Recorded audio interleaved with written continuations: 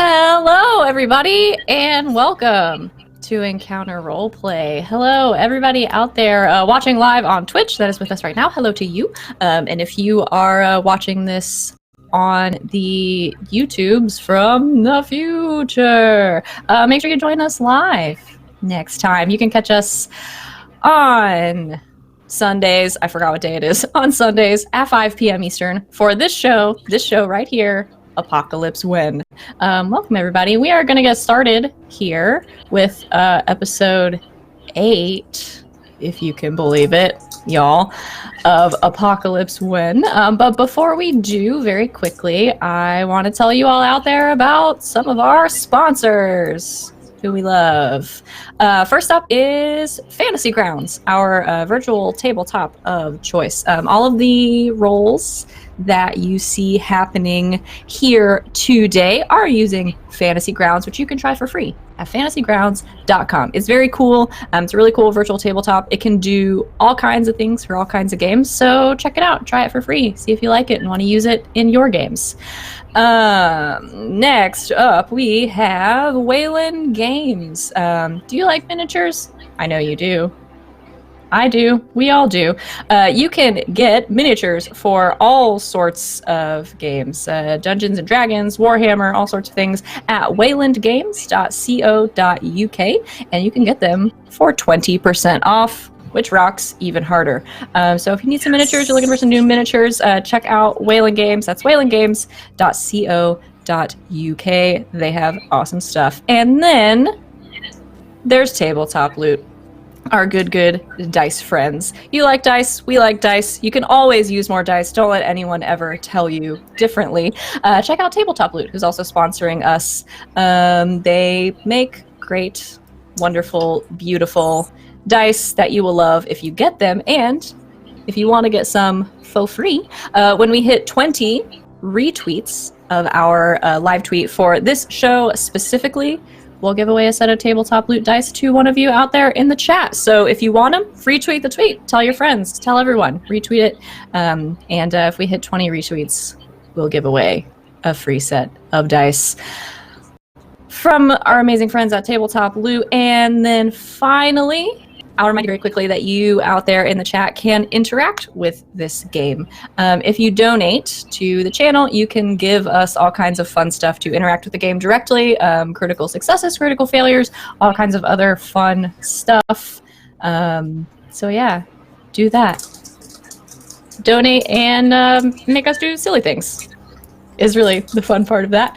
And then finally, if something happens during the show and you think it's funny, or you just love it so much, or it's very dramatic and you want to watch it over and over and over again, please clip it and send it to us, because we love watching them and we love sharing them on Twitch and on Twitter and all that good stuff. So send us the moments you love so we can share in them. I love to go back and watch these so much. That's all I do when I'm not running this game.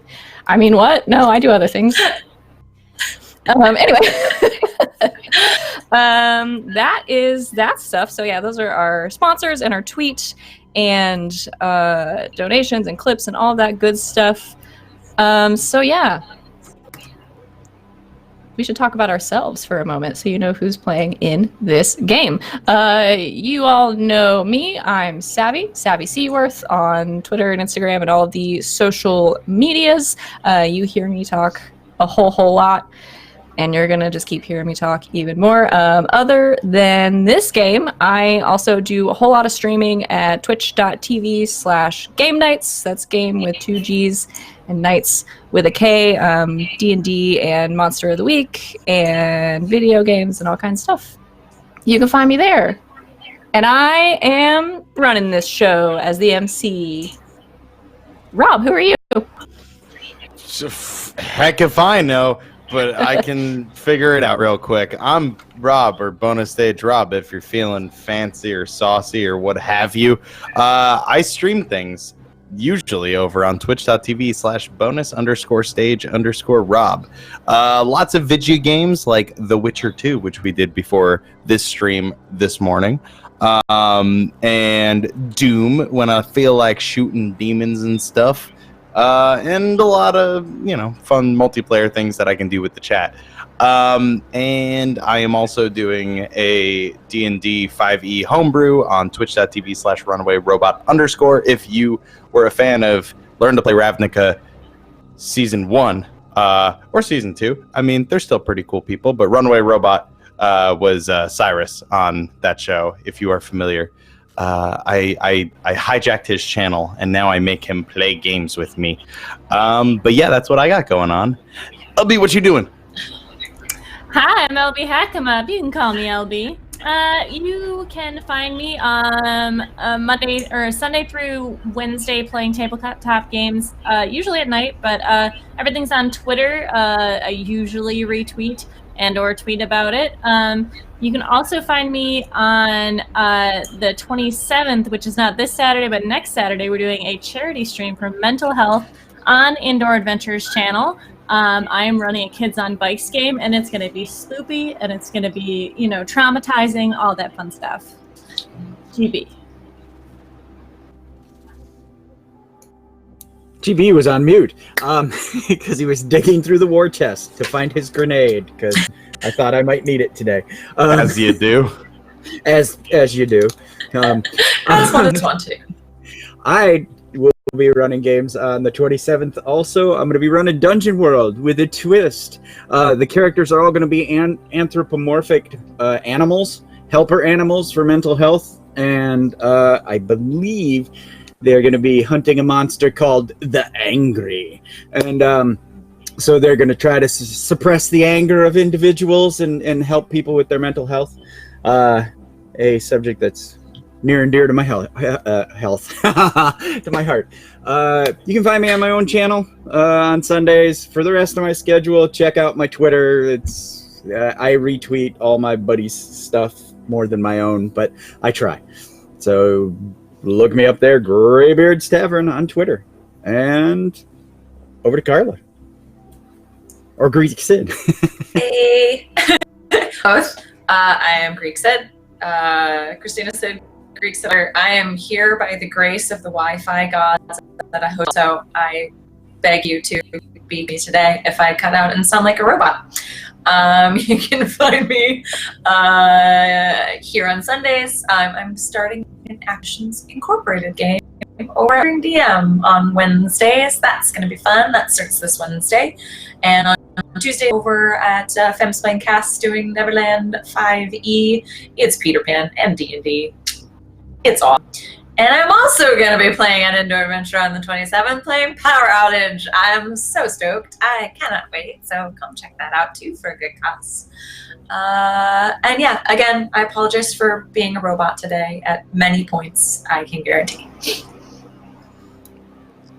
I'm also playing an Indoor Adventure, and I just remembered that 3 different people said it. So wait a second, me also as well too. Oh yes, me too.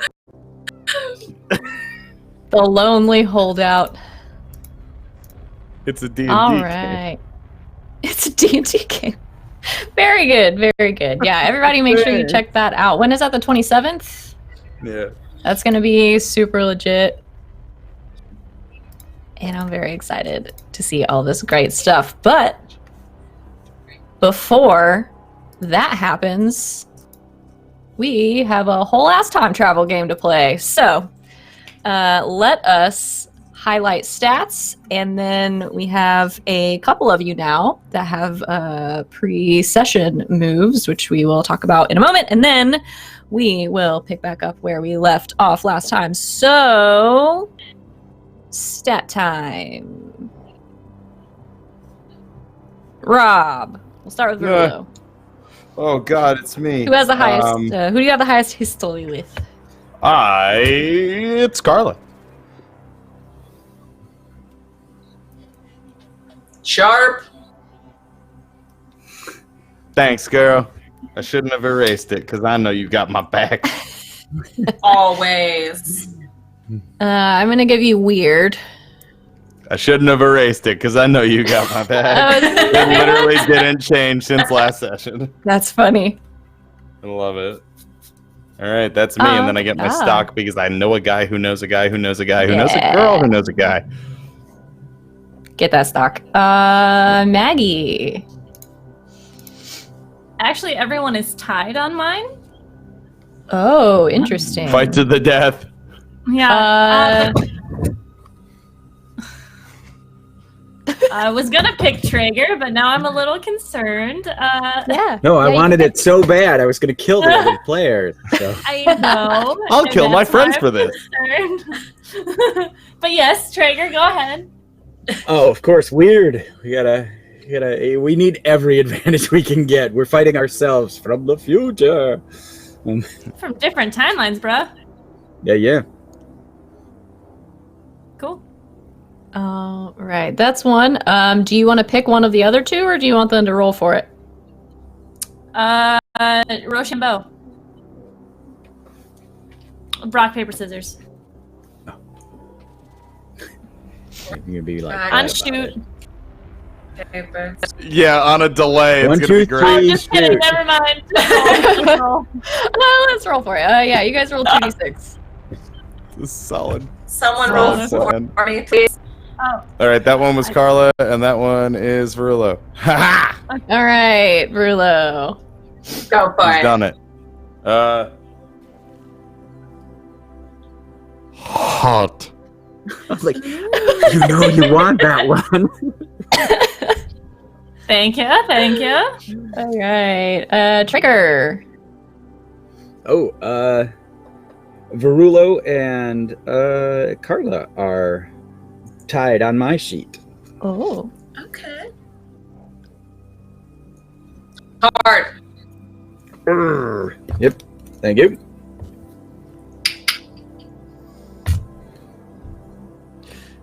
Cool. All right. Thank you both. Okay. And Carla. Verulo is actually my highest right now. Oh. Interesting. Let me just go over I the kind of rolled brainer, everyone else over. See what we're doing here. Weird, please. Weird. Oh, wait, thank you. Just casually flip over to the brainer in my book. It was like, We're gonna give Carla a cool. Well, she has no chill. So sure. Perfect. Okay. All right. And LB, you already rolled for fortunes, and you told me what you rolled for your people, so I have that. And Sergeant Traeger now also has a move that is pre-session, right? You want to tell us what that's about? It's a savvy head move because Traeger should know something more about the technology that he's using, and we keep getting stumped by it, so I thought it would be a good move to take. It's called Bone Feel, and it's being in the right place at the right time with the right knowledge and the right tool. I rolled a 9, so either me or Savvy can pick when I am in the right place with the right tool and the right knowledge during the game, and I have the ability to hopefully save our butts. So I love the Savvy Head. That's very cool. It's a very cool playbook. Got to play this so game what you're again. saying is the savvy head is in charge of the savvy head. Yes. I almost feel like every time I play this game, I'm doing it a disservice if I don't play a savvy head. Hi, I'm Savvy the Savvy Head. What? Great. And you got your stock. What? You rolled. Carla, do you have 9. any pre-session things? No, I'm not No? that cool. It's fine. Cool. I'm not that cool. Just Carla. All right. So, with all that taken care of, I swear it gets longer every time. All these moves are so very cool. I'm so glad you all have them. Okay. Let us go ahead and get started. So, where last we left off, you all had had a very interesting experience being kidnapped, mostly, by ERA agents locked in cells. You subsequently broke out of those cells, made your way through what you thought was an ERA bunker from Traeger's time, which I don't think I gave the year last You time we did this. Traeger, you would know this, but for the rest of you, the year is 125 AA. It stands for After Apocalypse. Rob was giving me a face. So you're in the year 125 AA as far as you know. You made your way through this bunker and met with an interesting character, Dr. Farah Masterson, who gave you a whole lot of information about time travel and multiple timelines and apotheosis and different versions of yourselves, and has encouraged you, with some help from her, to try to put them all back together again. I'm not sure if you know how you're going to do this, and I definitely don't know how you're going to do this. But as this conversation was concluding in Dr. Masterson's office, I think Carla went to reach out to Dr. Masterson to scan her brain, like you do, and her hand went straight through the body of the doctor, discovering that everything was an illusion and you were never really out of your cells in the first place. Everything dissolved around you and you were left in a cell, the four of you, with a note from the doctor telling you where to find your equipment and giving you a little bit of help on getting the door open. So we will pick up right in that moment after, Traeger, you have opened the bars to the cell using the body of the unconscious guard in the hallway, armed with a room number and probably more questions than answers. What would you all like to do? I went to write down the year in my notes, and zero context. It just says my begonias. You don't remember? I literally don't remember what that is, and I'm sitting here like trying not to like cry. I'm laughing so hard at it. Like, It's my new favorite song. You crushed Maggie's flowers. No, Traeger did. Traeger did. Oh, sorry. Yeah, I did the 3-point landing, and we were like, "What were those flowers?" And we were tossing it around, and So, my begonias is the safe it's word. the code for us. Yes. Yeah, got it. Okay. Yep. My cabbages! that way we I know each other. If we meet up with ourselves, we go, "Hi, what's the safe word?" And if they don't answer, I read we my kill notes, and it's just like future Maggie gets shot. Dr. Masterson, my begonias. I need to take better notes. Proceed. Well, that was a good refresher for all of us. So, Yeah. yeah, Verulo standing in the middle of the cell, all of a sudden you are hit with this memory of, oh my gosh, we came up with a safe word for later. Good thing you remembered. So the door is open in front of you, an unconscious guard in the hallway, and you have this note with this room number on it, which I think was 12B. Yes, ma'am. Yeah, what would the four of you like to do? Are my friends nearby?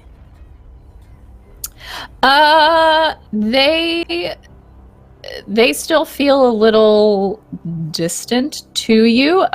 It feels as though now, instead of them being kind of stagnant, like on this perimeter, they are trying to.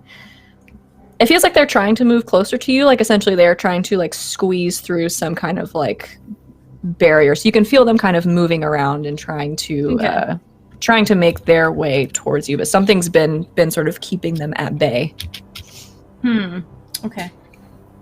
I'm looting the guard of any weapons or whatever, key cards and whatnot that he may have.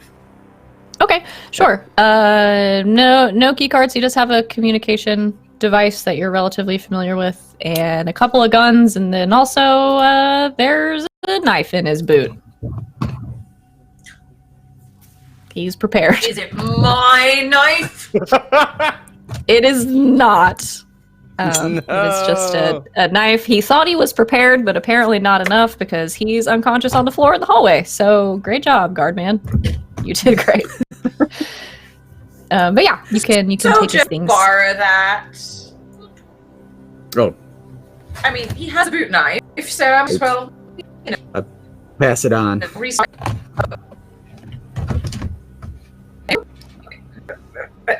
There we go.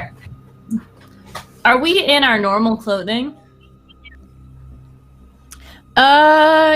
Yeah, I think you're left with your clothing. Any of you that had any like armored pieces or anything like that extra are probably missing.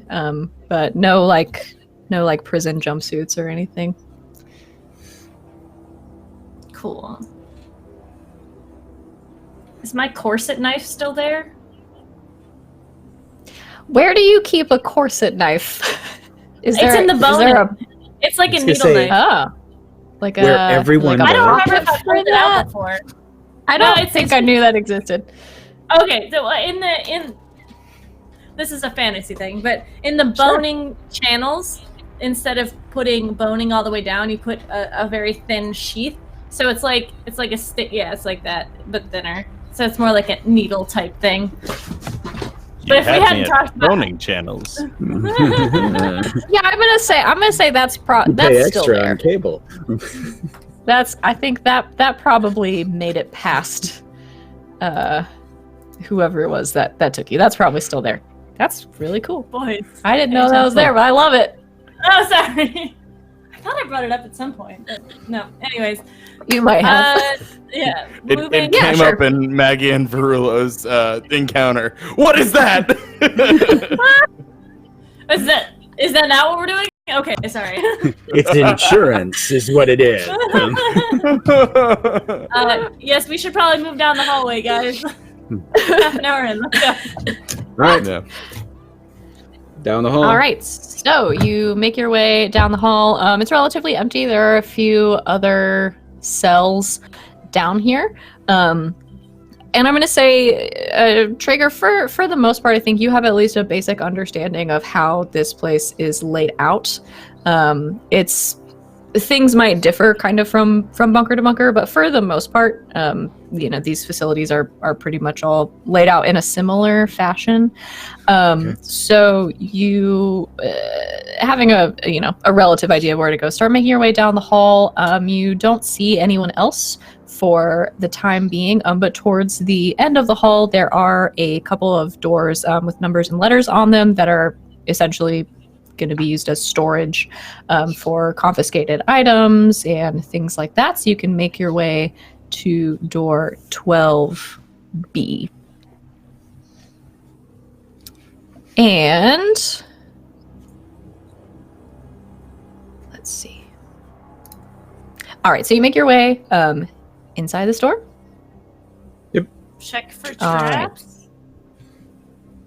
Cameras and traps. Sure, okay. Yeah, so at the end, sort of at each end of this hall, there are these small cameras that are watching this area. I don't know if there is a check for traps roll.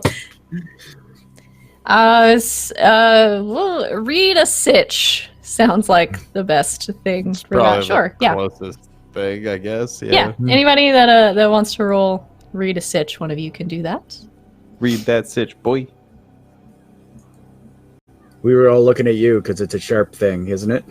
Oh, is it? It is. I think, like, mechanically, yes, this makes sense, but Verulo would have no idea what to look for. All right. Just Traeger elbowing will- Verulo. Do you see anything? I'll check.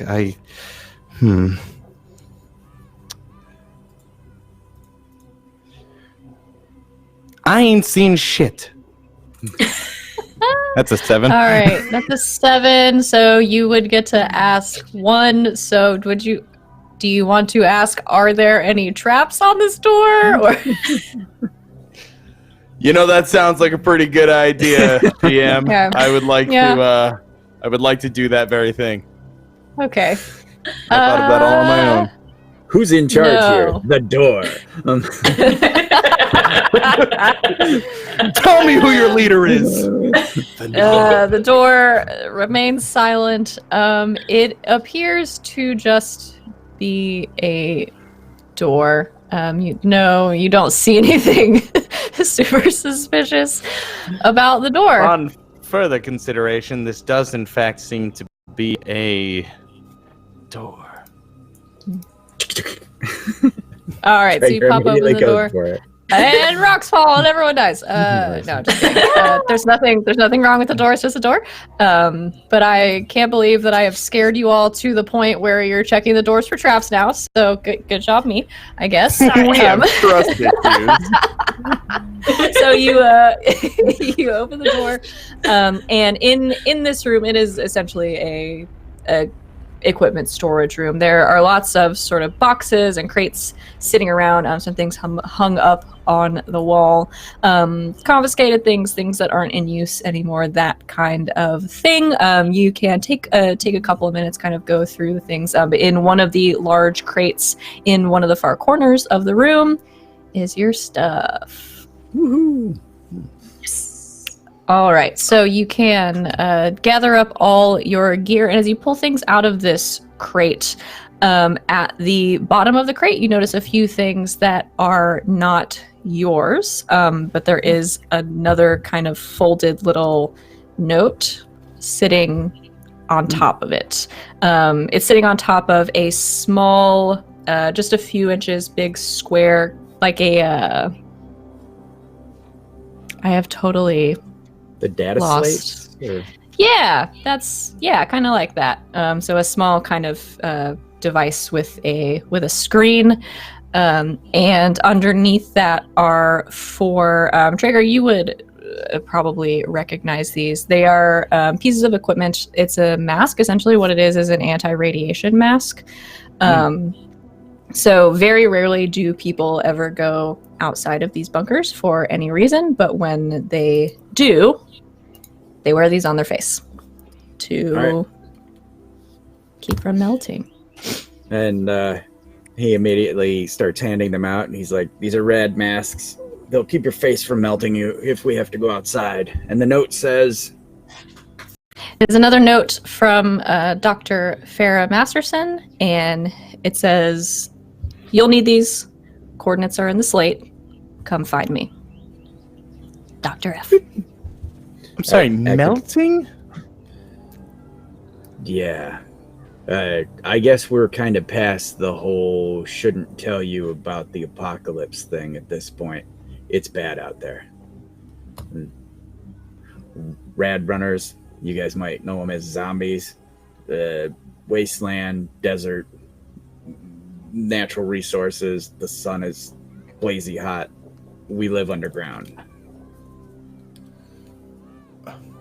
That's what we're What? trying to fix, people." All right. How much can we trust this woman?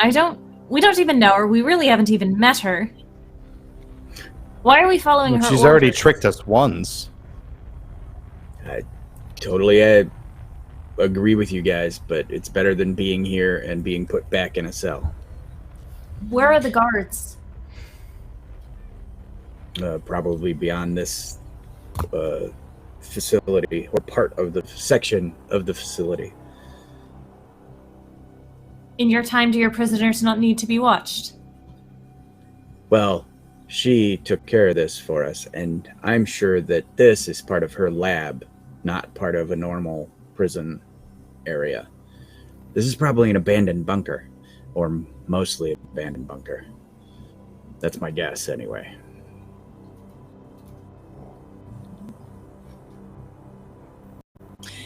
If we manage to get to her and she's not that mirage thing again, I can still read her brain.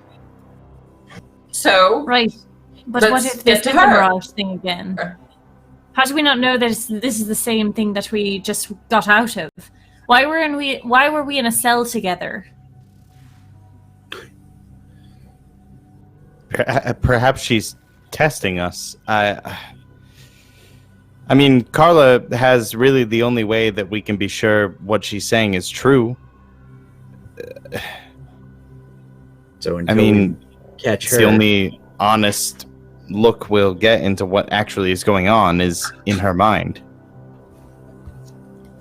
If we can get to her. Yeah. Traeger, this world that we are in now, going up to the surface, does it mean death for us? How bad? You say it's very bad up there, so why would we travel up there? most likely we need to get away from this facility. Aren't they all connected? No. No, there's natural hazards and such that these things are where the radiation and other resources are nowadays. You said the note has coordinates on it. Yeah, but until I figure out where I'm at, I don't know how far away it is or anything. What would these people have that could keep my companions away from me, because I don't feel them close to me at all? How is that possible? Is there... And I'm stretching for Traeger's knowledge. He says something like, well, in your time, wasn't there a way to defend against spirits? I mean, like... Yes, but most of it was just hogwash. But there was nothing that was real? Because if... Yeah, so salt. Yeah, if it's nothing folk tale-y, fairy tale-y kind of stuff, then it's got to be science. And That's a good question. Is there anything that I know that can keep my people away from me? Is like iron or salt? Does that work? Because in my time they weren't ghosts, so it's.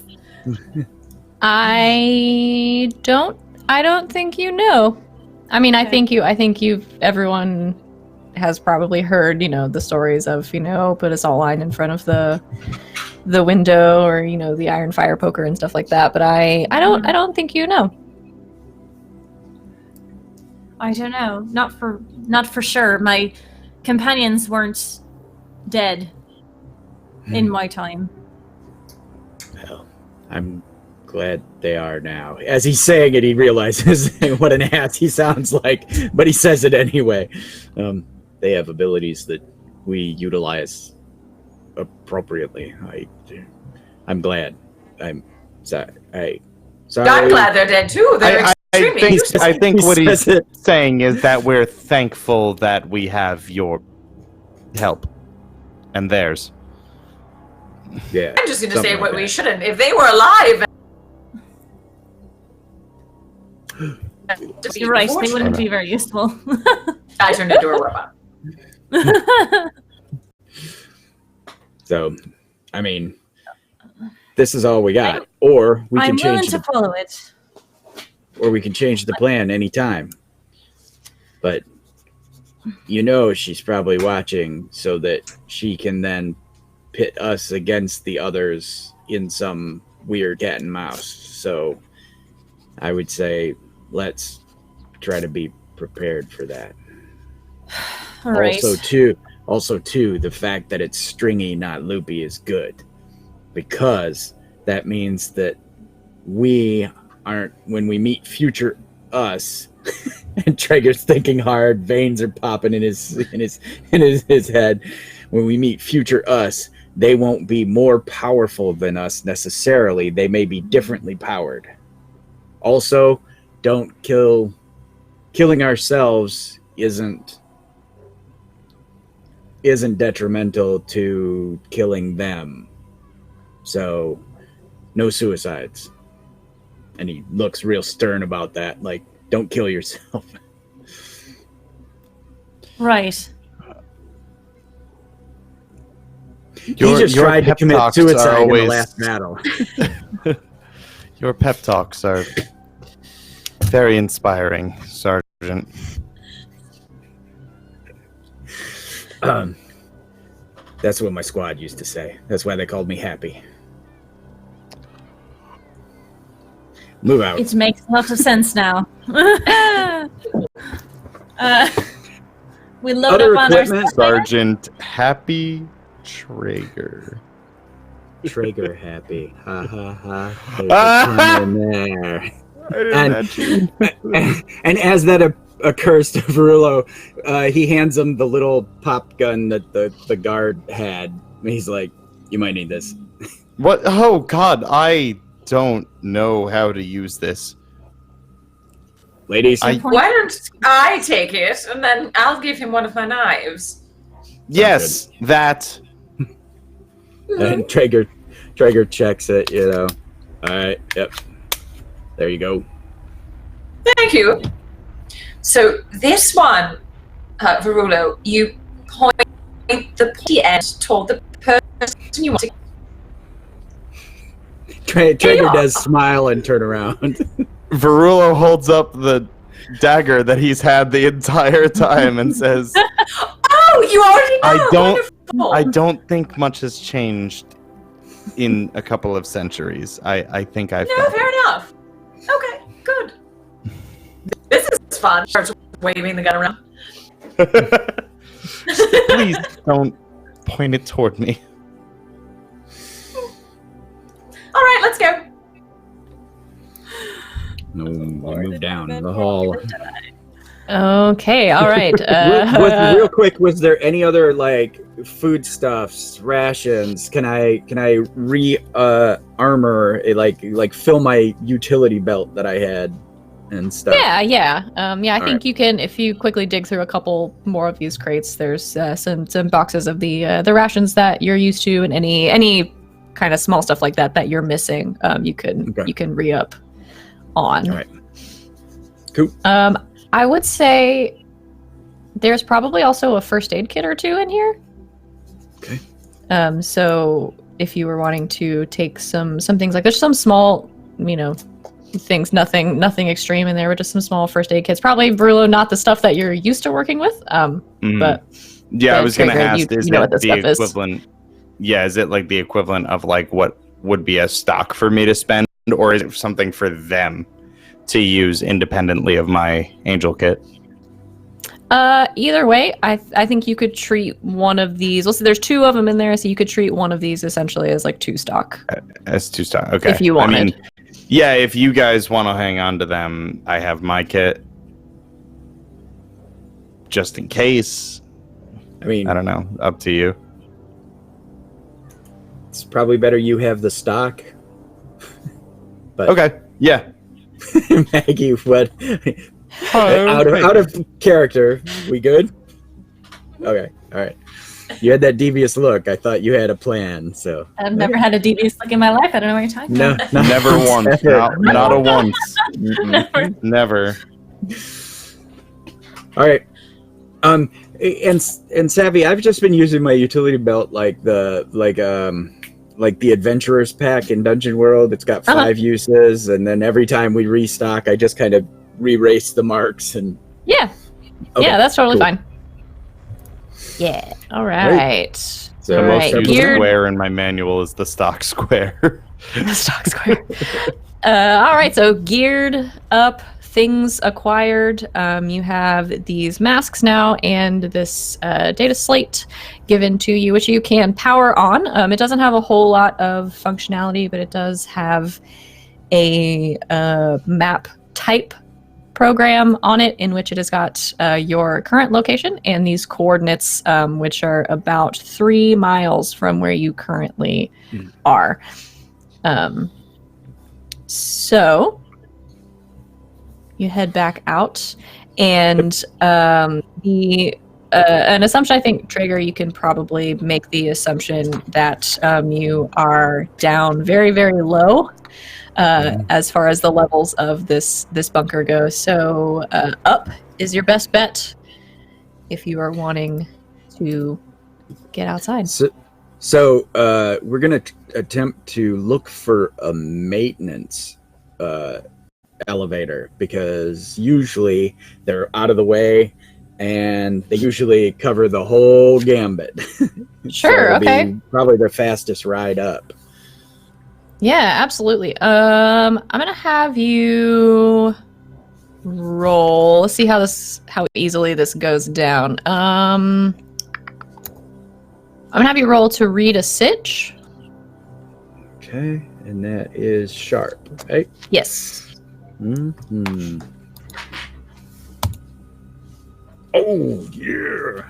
Oh, dang. That's a 10 for you. All right, yeah. So, usually with read a sitch, you would, with a 10, you could ask 3 questions off the list. You still can, if you would like, ask 2 questions of me, but I'm going to take one of those hold to make it very easy for you to find a maintenance elevator.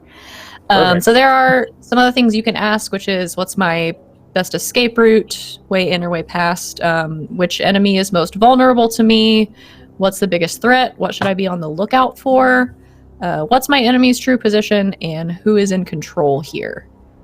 So let's go for the control Okay. to see if this is actually like the doctor's facility, or if this is, trying to suss out her standing is in this facility, or if Okay. she's squatting.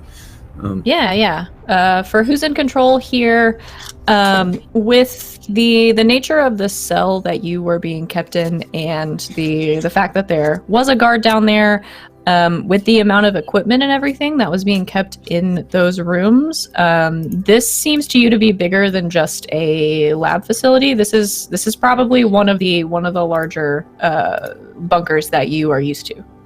Okay. All right.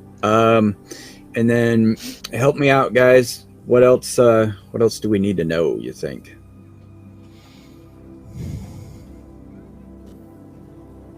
True position, maybe? Yeah. Okay. I think that's the most telling. Where is my enemy's true position? Okay, what's my enemy's true position? I guess for the sake of this question, who is Traeger classifying as his enemy? The doctor, you guys? Does that sound good? Maybe. Yeah, I suppose so. Just the target's true position, I guess, and she is the target, so yeah. Suppose that makes Okay. sense. Yeah, I think knowing sort of what you've gleaned about this facility, and based on your earlier conversation with her, the coordinates that she has given you, she's not here, that's for sure. Okay. So this does not read to you as like a research facility or anything like that. So you get the impression that she was projecting herself and these images into this facility from an outside source. So your best bet is probably going to be the coordinates that she gave you. All right. And I pass that info on, and we move out. Okay, and with that third, what's my best escape route? You find a maintenance elevator. Go ahead. Who took the other communicator? The one we took from Ronald? I think That's a good for question. Had it. I know I handed it to somebody, but I Marilla? can't remember who. Was it? Was it? I truly don't remember. You were the only one there, right? Yeah. Yeah, we had separated it off. Oh. I do not remember. I should have wrote that down. So whoever, I mean, the 4 of you are together and you have it. So whoever Okay. wants to have it can have it. It comes from Hamaspace. I literally only have hover boots and a John Bon Jovi t-shirt, so clearly I'm responsible for what matters. The important stuff, I note. All right. The Bon Jovi t-shirt is indeed. We all have them. All right, so you have that one. Oh, and Extremely you have a third one now because you took one off of the guard as well. Mm-mm. Ah. Okay. Nice. Yep. So I forgot you guys had hover boots. Oh my gosh, what am I doing? The opportune moment. we're D&D players, so It hasn't come up yet, but environment boy, you're I'm gonna waiting take. for my chance. I mean, look at my tavern. I have everything. So Maggie, Carla, who's got the communicator? Under your gloves, Maggie, or under your glove, Carla? Are you hiding it, or? Sure. I'll have it. There you go. Carla will have it. Oh, we're all so polite. Carla has it. Okay. Okay. All right. Use that Carla good have it. technology. All right. right. Carla has a gun and a communicator. Awesome. These are things to give Carla. Good job, you guys. You're going to regret this later. This is Okay. very good. All right. So, and with that third question from Rita Sitch, how about what's my best escape route, way in or way past? So you quietly, the four of you, make your way toward one end of the facility, following these long hallways. It is very similar to the illusion, the hologram, the projection, whatever you want to call it, that Dr. Masterson had you in. It is more well kept, and obviously the cells are newer and everything, but it is similar, these long hallways with the doors. You make it to one end. There is a door at one end of the hallway with a lock on it, with one of those hand scanners next to it that you have gotten used to seeing around at this point, and emblazoned on the door in large iron letters, it says maintenance. Awesome. Okay. Hit the button. It's a hand Okay. scanner, right? Mm-hmm. So we need a hand. Fuck.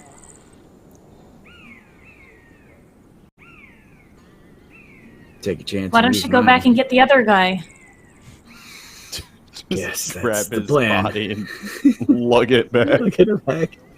Why don't you run? It's been a while since we've been here, and somebody might notice. All right. Lump, lump, Okay. lump, lump, lump. You go back for the guard. Yep. Okay. Yeah, you go back for the guard, and bring him back to this door. Lay his hand on the scanner, and the screen turns red and beeps at you, and the door does not open. Fuck. Uh, All right. Hold up. Let me think. Okay. Prior combat, we learned to override these goddamn things when in assault troop days before I joined the CRUD program.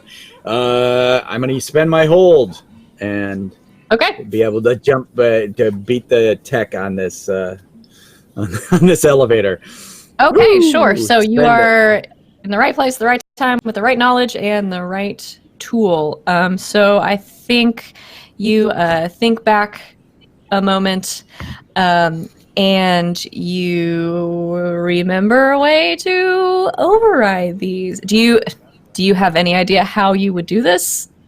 Yeah, it's probably like literally taking a pry tool or something and jamming it in underneath, and then forcing the panel up, and then getting into the works of it, and Okay. somehow and crossing wires to make it think like there's a fire or something, so all access interesting. all access is available to everyone, kind of deal. Okay, sure. Yeah. So you in a moment of clarity, you spend this hold, you pry open the panel, and you all see Traeger just laser focus, messing with these wires, crossing a couple of them, and then after just a moment, you hear sort of a ding from the panel, and you hear also from behind you down the hallway a couple of other locks disengage as you've sort of overridden the security system in this area, and the door unlocks, slides open, and you have access to this room, which on the other side of it has a maintenance elevator, which has also unlocked and opened for you to access. I drag our friend in with us, and I lump him to the side. is that There necessary? has to be a more respectful way to do this. At least we didn't cut off his hand this time. That's the look Traeger's giving you too. Like, he's still got his hand. He doesn't say that, but that's the look. Okay, you're I not think it's- wrong. I'm still not happy about it. As you're having this conversation, the guard starts to stir a little bit. I kick him. Okay. Okay, yeah, you kick him with a well-placed kick of fear to the side of the head, and he flops over again, still unconscious. Mhm. I am so sorry. The better way. Good job. And he slaps Rulo. Hits the button. All right, so you closing the door behind you, leaving an unconscious guard. You enter the maintenance elevator, which you now have access to. Boy, that's a cool ability. So you enter the maintenance elevator. The door is closing behind you. There are lots of buttons on the wall where you could go to various floors. The exit for this bunker is going to be on the very, very top floor. Traeger, I will say, you know that they don't just let anyone sort of come and go from these bunkers, so it is probably going to be an interesting experience trying to sneak out the giant front door of this bunker. So you'll figure it out as you ride the maintenance elevator up to the top. Anything you all would like to discuss before you make it up to the top floor where the door is? Traeger says there may be company at the top. How about Maggie? Can you feel your folks yet? Can I feel my folks yet? I assume they're at the surface. That is the feeling that you're getting. So as the elevator goes up, and you can feel a couple of them sort of trying to squeeze through this barrier and getting closer to you, but as you go up, you are getting closer to them. Maggie just shakes her head. Okay. They're not nearby. This when the doors open, it may be ugly. And he grabs up the guy and he lifts him up, and he was like, all of you against that wall, and tries to get you to line up at the wall. And then Maggie, at one point you and Traeger got into it and you were really strong, right? Or was that It's the other possible. Maggie? Ah, I don't and think we fought. no, I think I that fought you the other saw Maggie. Yeah. I fought the other Maggie, like hand to hand. So yeah, and I go like, all right, Maggie in front, and then Carla with your firearm, and then Verulo, can you hold him up? And I'm like trying to hand you the guy. Oh God. Sure. Oh God. Okay. All right, Oh, 'cause he's got. Maggie goes to the back. Maggie's right. not going to stand in the front. My grenade just went off. And Traeger blows up the When that entire happens, elevator. Damn it! Who took the pin out of that thing? Welcome everybody. Thanks for tuning in. We're all dead. And Classic. Traeger like taps the guy's armor, and he's like, as the bullets fly, this might give you some protection if you're behind it.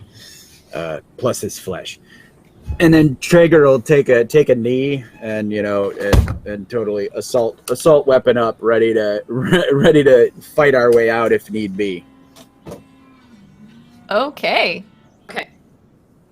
Verulo has someone with armor in front of him. Then I'm just gonna post up behind him, like brace my new gun on his shoulder and be like, "I'm good." Oh God. I'm just standing behind them. Okay. All right. Spectre of death. Yeah, so you get into position as you ride the maintenance elevator up to this top floor, preparing yourselves for what is going to be on the other side. And the elevator finally comes to a creaking halt, and the doors open in front of you. In front of you is an empty maintenance room with a door, much like the one you just left. Trey goes, all right, move out. Starts moving forward. Okay, so you move toward the door, opening it slowly. Oh, yeah. Okay. Total combat peak. Okay, so you open this door a small amount, looking through at first glance. You do not see anyone, but you can see out into what is essentially the entry to this bunker. It's not a huge room. On the other side of the room across from you, you can see a almost like a booth of some sort, another room with windows looking out into this area.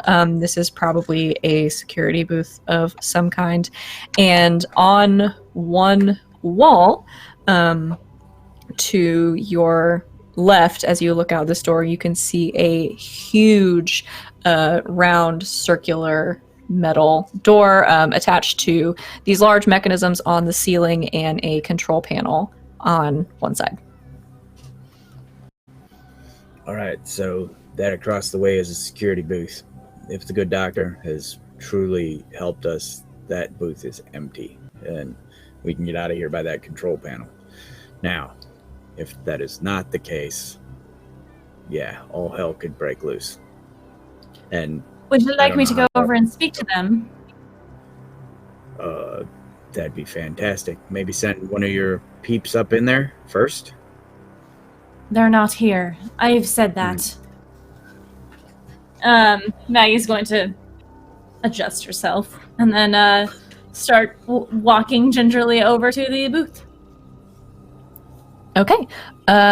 You make your way across the room. There's no one out here currently, over toward the door that leads into the security booth. You can open it up slowly. There is one person who is in here currently sitting at a desk with their back to the windows, sort of typing away at some computer. But they don't seem to have noticed you at this moment. Cool. I'm gonna go try and slit their throat. Okay. Let's see. Let's see. What is sucker? I think it's a suckering someone when you attack someone unsuspecting or helpless. Ask the MC if you could miss, if you could treat it as going aggro. Yeah, I'll go ahead and roll to go aggro on someone. Okie dokie. Let's see if that's one of my things. Is this something under fire? Wait, okay. What, beta trap. Okay, so I'm sorry, what am I rolling? Go aggro on someone. Oh, geez, I've never done that before. How does one do that? Wait. That is plus hard. Oh, plus hard. Is that one of my things? Sure isn't. All right, let's do this.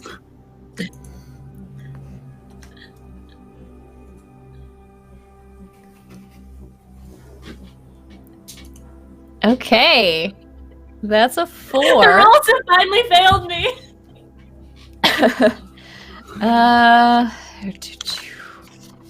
Let's see, Experience. You That's do mark true, that's- experience. Okay, so for suckering someone, your victim has no choice but to cave and do what you want.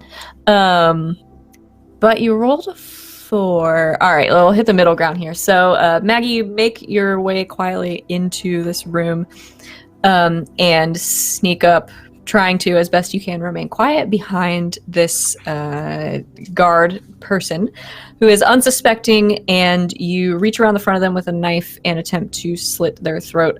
Before you can, you manage to get the knife around and sort of cut into them, but before you can do any significant damage, I think as a reflex, they grab your arm and sort of knock the knife away and turn around to face you, but as they turn around, their face, they are kind of dripping a little bit of blood where you first cut into them, and their face is completely one of just terror. You have scared the living daylights out of this this person who is sitting there, and I think they just look up at you and are like, "Whoa, what do you want? What do you want?" We'd like to get to the surface. Would you mind letting us out? They're just like staring at you in fear, probably thinking you're a ghost at this point. I go ahead and roll seduce or manipulate. That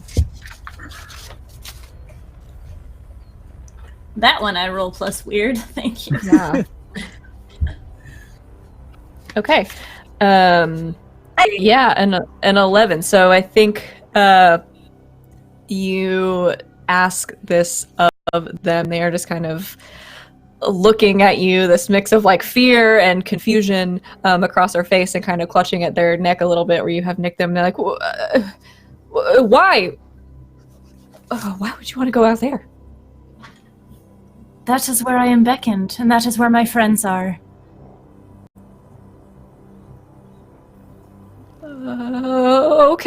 Okay. And I think they get up and go outside. I think they're fully convinced that you're a ghost at this point. All right, I pick up my knife. And See them? yeah, I think you can see a little bit through this window. I don't think you can hear what's going on. I think you heard the scream of terror, but I don't think you can. And you can see kind of what's going on, and so you can see them get up. Maggie picking her knife up and following close behind. They go to this control panel out here and pull out a small sort of tablet, connect a wire from the tablet to the control panel, push a few buttons, and you hear this loud grinding sound as the mechanisms on the ceiling above you start to move. The gears turning, and this large sort of cylinder starts to rotate along the ceiling, and after a moment you see the actual door in front of you also start to rotate, almost as if it's being like unscrewed from the wall. It does this for a moment or so, it stops, and then the entire mechanism starts to pull backwards, and the large door is open. Yeah, Put my stuff on. when Maggie did this throat slit thing, and then the guy turned, you saw Traeger was looking through his scope, and his finger went to hit the button to snipe the guy, and then she just talked to him, and so he finger off, safety on, looked at the other guys, and was like, "I think we're good." And move out. And we meet them at the door. Yeah, we put on our radiation stuff, yeah? Yeah. Oh yeah, you kidding me? My face melts? Nope. Absolutely Okay. not. So you all put on these masks, and as you put them on, they cover kind of most of your face, and on part of them, especially where the eyes are, as you kind of click everything into place, the small HUD kind of comes up in front of your eyes on this mask, which looks to be probably charting your radiation levels and definitely some other science-y things that you would need to keep track of if you were out there. And I don't know what they are at this moment, but I'm sure we'll think of something else as it comes up. So you put these on, and this guard, Maggie, who you have just threatened to kill, is sort of, befriended definitely is the word I was going to say, is just like clutching his tablet and is just like very slowly like backing up, like eyes wide, just like and she's just going to back say, into the booth. "May the Lord of Destruction follow you where you go," and exit the room. He's like, okay. And he goes back into the booth. And you all walk out. I guess, yeah. You like brain whammied him or something? Or should I take him down? No, I was just nice to him. That's just not right. And then Traeger turns and steps out into the waste. Okay. I don't have ways of manipulating people through their mind. Not like that. Not like Carla does. I just wanted to use my gun, but.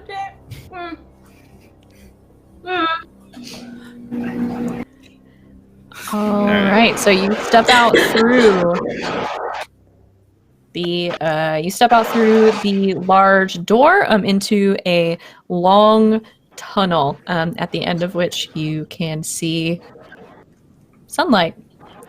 You make your way down this way. I know the three of you haven't. Has Traeger been out into the wastes before? Oh, yeah.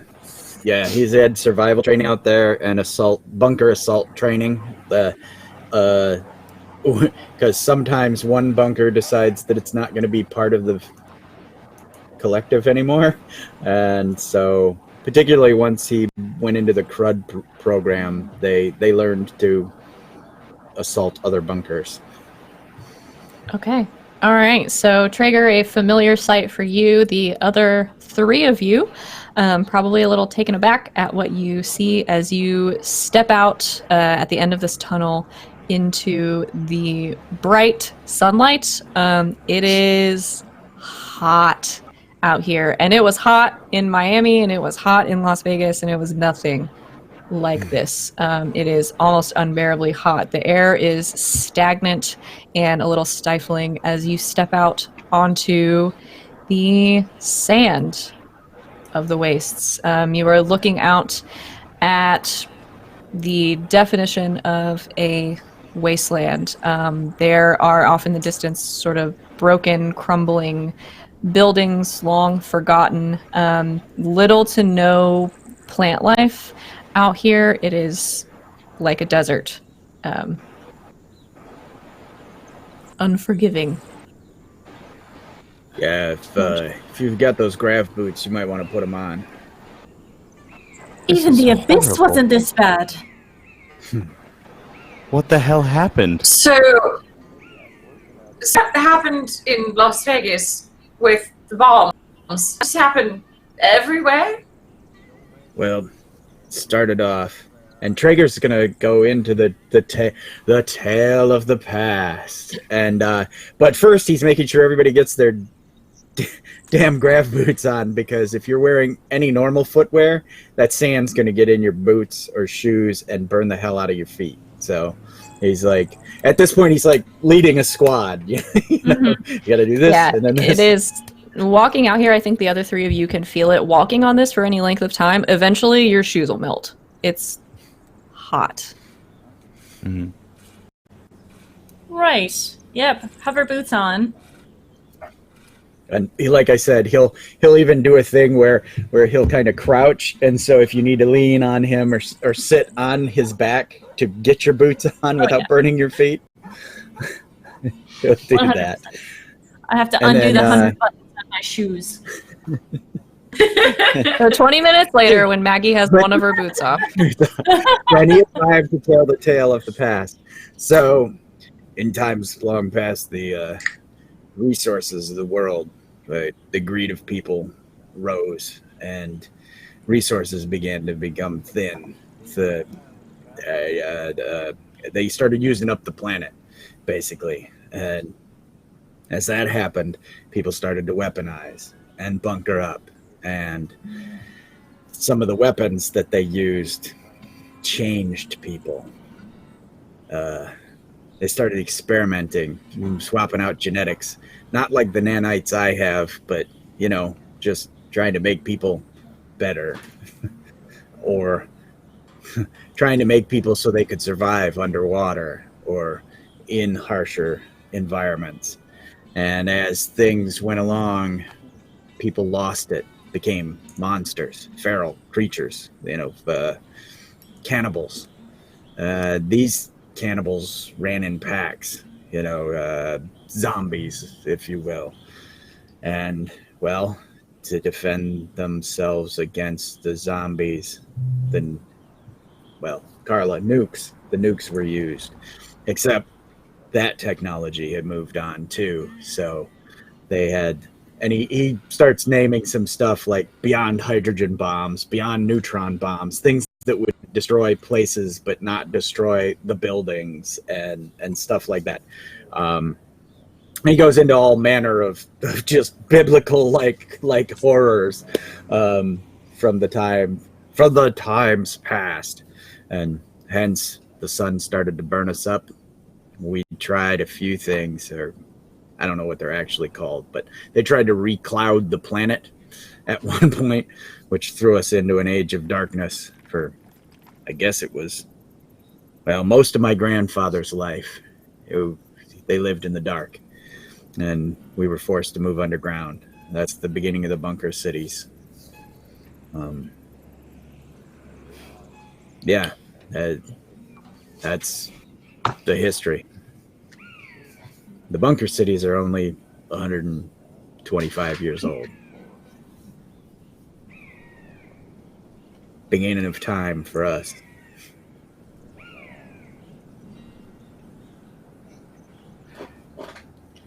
And people thought what I was doing was barbaric. Yep. What And do now you people kinda- worship in your time? And you kind of realize why Traeger has no problems with a lot of the stuff Yeah. that you guys are. Worship. Yeah, we got rid of all that. We don't really worship anything. You anymore. abandoned your It's- gods and look what happened to you. And Traeger chuckles at that. He's like, and because he really can't wrap his head around that. He's like, Yeah. life, it's very systematic here, and hence, yeah, you're born, you're tested, retested, you're put in a job, you're matched with who you're gonna mate with, and all for better genetics and more survivability. It's all about hanging on at this point. That's why Era came about. You should just talking about. Yeah. It's about surviving, and that's why Era came into existence, trying to fix what we had done, go back beforehand. That's the way. I am curious. I would like to open my mind and see if I can sense his greatness. Okay. I'm Yeah, go ahead right and here. roll. Go ahead and roll plus weird to open your brain to the psychic maelstrom.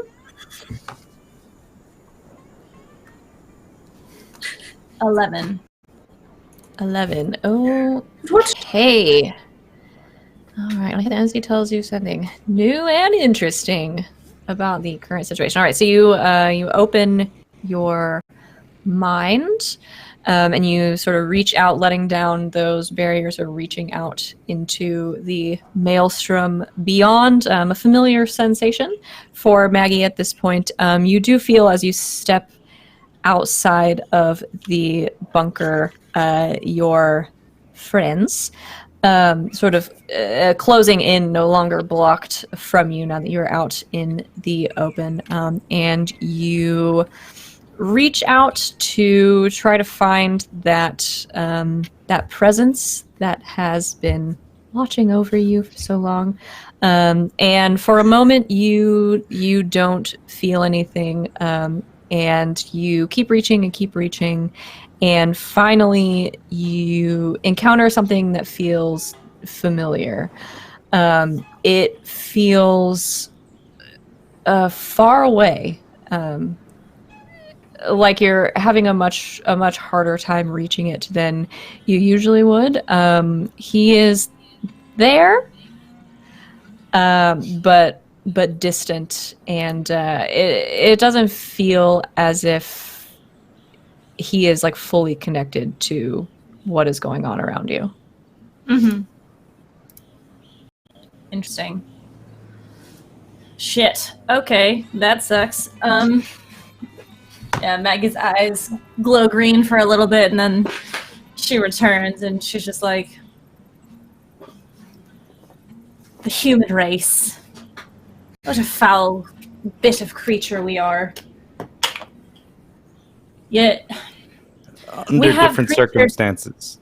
Oh, sorry. I'm just saying, we have creatures that give us life and give us the ability to do things and live our lives the way we want. And as soon as we can, we throw that away for what? Possessions, madness. Under different That is- circumstances, I'd say you were being pessimistic, but my God, this is horrible. How did we get here? It seems that your god has abandoned them as well. I just told you. It's like And I.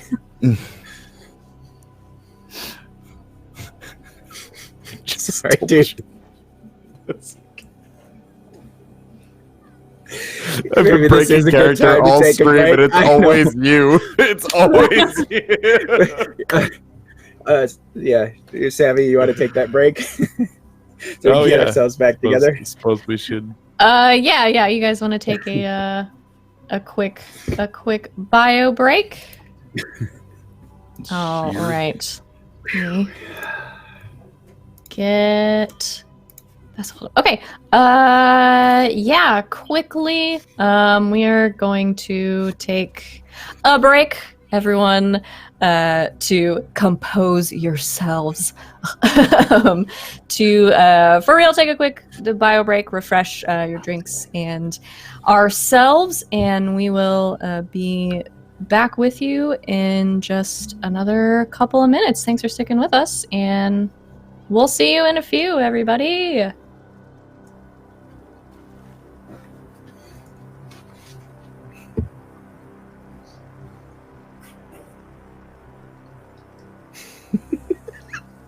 Maybe. Drop the mic. Possibly. Or maybe not. I Okay, can keep going. we pull ourselves together. Good. Get back at it. Or did we take a break and then we just Maybe. voiped back to the point that we left? Time travel. Time travel, no one knows what's going on. Am I me? Am I someone else? All right. Ah, There we are, yeah. All right. Yes, we will be back for real this time in just a couple of minutes. Thanks, everybody. We'll see you shortly.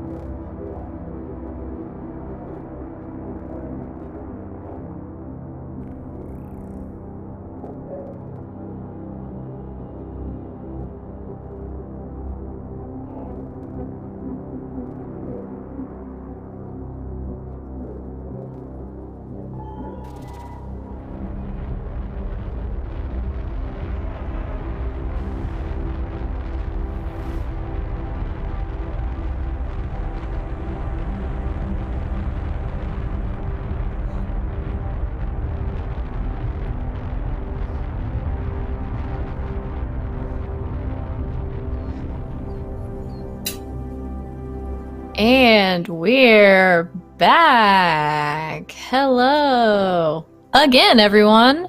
Thanks so much for sticking with us. We will have a GB back in just a couple of seconds. How's your sandwich, Rob? You disgust me. It feels weird. Commit to the meme. You're doing so good. All right. And welcome back, everybody. Thanks for hanging out with us while we took a quick break and tried to compose ourselves, but failed miserably. So you're stuck with us. We're having a goofy day, and that is A-okay with me. So, oh no, I'm going to sneeze. Okay, maybe not. Papa bless. So, you put your hover boots that I can't believe I let you have on your feet, masks on, and you get ready to traverse the about 3 miles to this location In the fucking apocalypse desert. that you were given. Jeez. That's a lot. I don't even walk 3 miles in real life. Ugh. You're from The the lonely era where you apocalypse. walk everywhere. You're fine. Oh, that's true. Seriously. Yeah, no, I meant my real life, not. Yeah, all right. You're fine. Verulo is my Okay. ideal self. Skinny, handsome. You know. I mean, handsome. All right, so what's the plan, party animals? How would you Not like die in to the approach desert? this? Well, good luck. There's only 2 more sessions till the finale, so Oh God. And for 6 more hours, we're just gonna make rolls until we're all dead. Mhm. We would like to travel the desert Mhm. Okay. in the direction Yes. that we were told. okay, a simple enough plan. So with your gear, your masks, your boots, and each other, and some semblance of a plan, you begin to follow this map, essentially, that you have. I was assuming that Traeger has that. Is that what we said? Great. The disc Yes. or the thing, yeah, I had it last. Okay. Okay, cool. So you have a general direction to go. The slate itself doesn't give you a whole lot of information other than you're going the right way and you're getting closer. So you start to head out into the wastes. Traeger, do you know what moment happened when everything went this way? I wouldn't even call this to the Hells because the Hells are not this bad. It took a long time. You know, people just didn't work together. There was nations, you know, and governments, and people just started walling up and grabbing all they could, and it just didn't stop. You know, the greed, and then they started protecting what they had, and it just got worse and worse till it all came apart. So I there's mean- no one thing that we could go fix it. We'd have to fix a lot of things. Yeah, I mean, that's kind of why we were jumping around. There were little bits here and there that would lead to, you know, maybe the invention of the first, you know, neutron bomb, or the first, I don't know, maybe the first genetic experiment that began the Rad Runners. You know, I don't know. It's all, a lot of that was lost. I mean, look. It seems to me people lacked a purpose. They're out for themselves only. Yeah, well, that's why we work like we do now.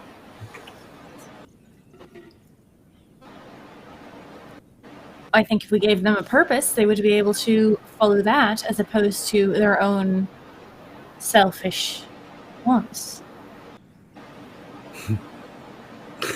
What's our Traeger, purpose? Traeger starts to smile like a wicked, horrible smile, and he's like, that's like split string Maggie talk, right? What do you mean? And he in his head, he's like, there's no way I could explain this. And he just starts walking away from you like,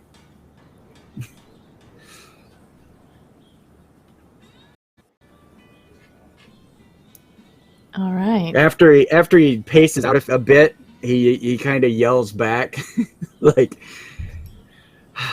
purpose, follow, make a better world. That's a great purpose. Work together. That's a great purpose.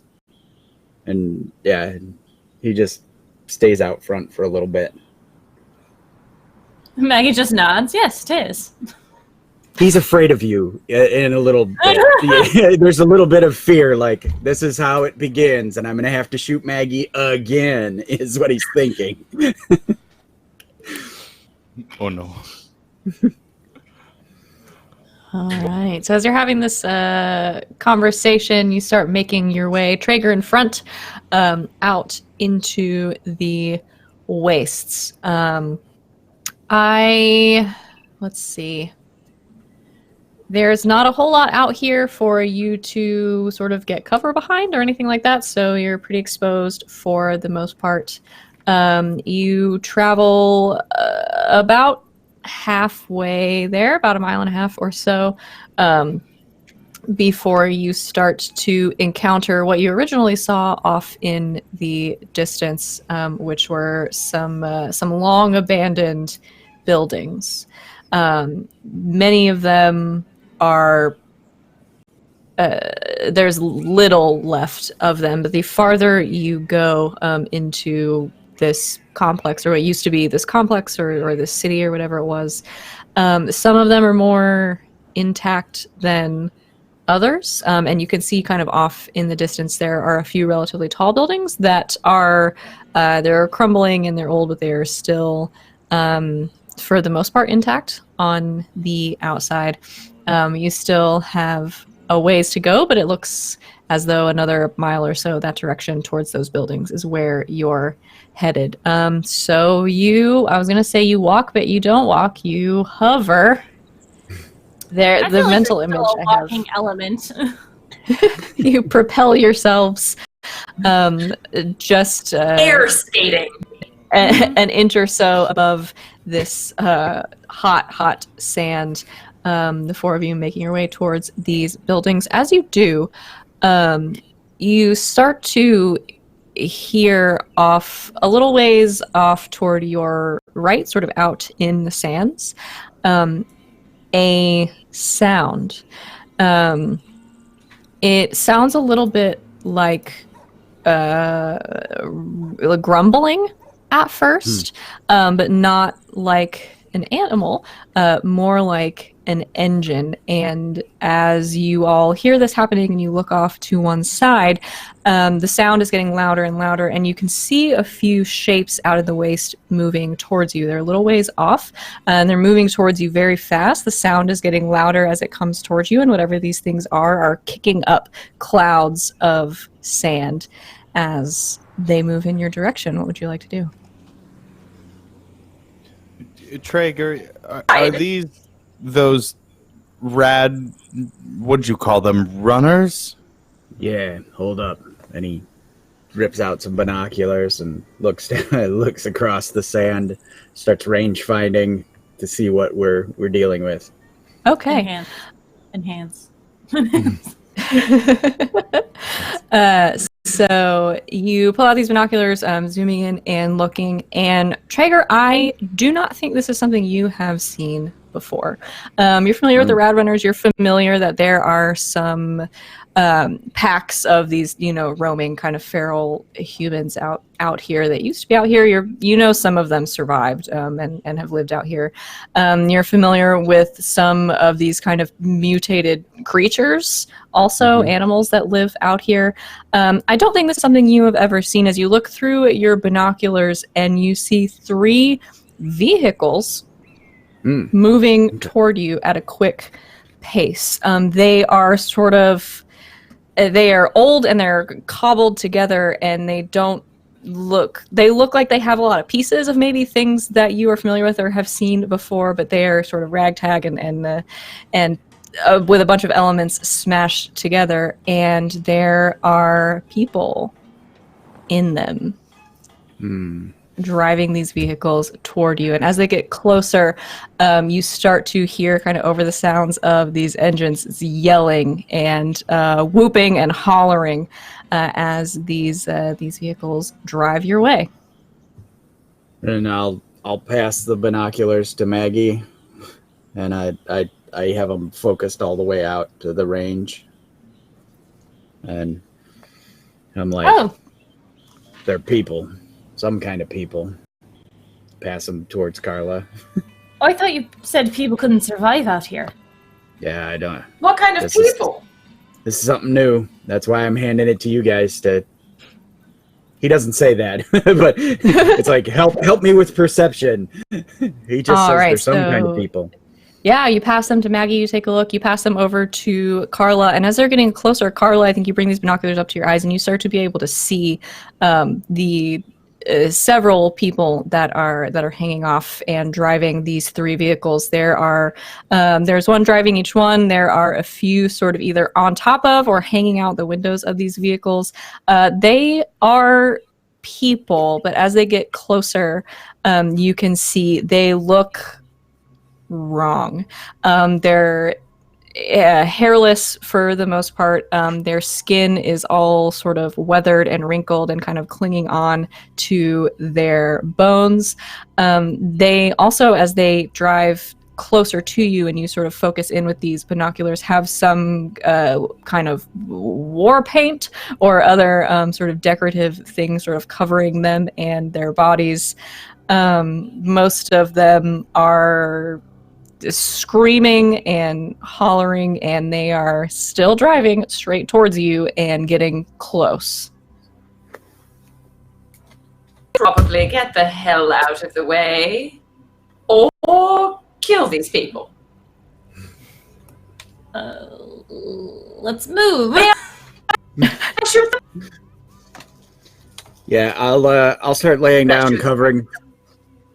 What? Should I shoot them? When they get a little closer. I'm gonna rifle up and start fire some covering fire at the vehicles. We don't know what they're doing. We don't know if they're trying to hurt us. If you fire first, then they're gonna try to hurt us, for sure. Traeger pulls up at the last second, and it's like, alright, work your magic. Well, let's get out of the way so we're not like a large target in the middle of nothing, alright? Just... He looks around for something. We hover Can we hover higher? Yeah, you can certainly try. Do we just jump above the cars? Like, whoa! You can try. You are sort of near this one grouping of buildings that you had walked past if you want to head that way, or you can just try to fly over them, I guess, whatever you all would like to try to do. Buildings. Yep, Sure. Okay. All right. So, so you all with these vehicles bearing down on you, these things driving them and coming your way, you take off sort of running for one of these buildings just as these vehicles are getting Very close to you, you can hear the roaring of engines and the hollering over them as they sort of drive up. You run into this mostly destroyed building, no windows, no doors, that kind of thing, but at least a couple of walls around you and part of a roof over your head as these vehicles sort of come up and start driving circles around the building you're in. You can hear screaming and yelling, and they drive a couple of circles around this building, and then you start to hear gunshots as some of them start firing weapons into the air outside. Can I shoot them now? Does this thing like amplify Oh, so I could speak, so they could hear me? Not that I'm aware of. Maybe we could send that through the wrist comm. Traeger will say, "Yeah, turn up the volume." He shows you a little touch thing to like up and. Boop boop boop boop boop boop boop boop. Okay. Maggie is going to step out. Very. And Traeger's calmly. ready to throw himself in front of her. Yeah, and Maggie's just going to say to them, if you have intentions of harming us, I would think twice. We are not from this time, and we have abilities that you can probably never comprehend. So, unless you are asking for a swift death, I would disperse. And I'm going to use my frenzy move. They can hear me. Okay. I- Yes, they can definitely hear you. Let's see. Sound like a lot. 11. Again. See, when I roll weird, I'm fine. When I roll anything Mother else, of God. that's why Okay. everything is roll for weird for me. All right. Smart. So when you speak the truth to a mob, let's see. Hold 3. All right. So you can spend your hold 1 for 1, Mm-hmm. and you I would have like them- 3. We don't need anybody from this group, right? We don't need them. No. Not that I Okay. think. I would like them to bring forward their precious things and go quietly back to their lives. And that's Okay. That's Okay, so using this communicator to amplify her voice, Maggie steps out and delivers these orders. Her voice sort of booming out above the engines and the people that are currently threatening you. And as this is happening, Maggie, and as you're speaking, the vehicles start to slow down, and then all 3 of them sort of come to a stop in front of you. Several of these creatures sort of looking at you. They are hard to read. Their expressions are a little bit difficult. They are sort of humanoid, but again, looking very, very damaged and distressed, and otherwise changed by these things that Traeger, these events that Traeger has told you about. I think they sort of slowly and cautiously kind of climb out of these vehicles, and they're very animalistic the way they move. Some of them kind of crawling on all 4s, and some of them upright, like holding weapons and things like that. They all are sort of looking at you, confused. It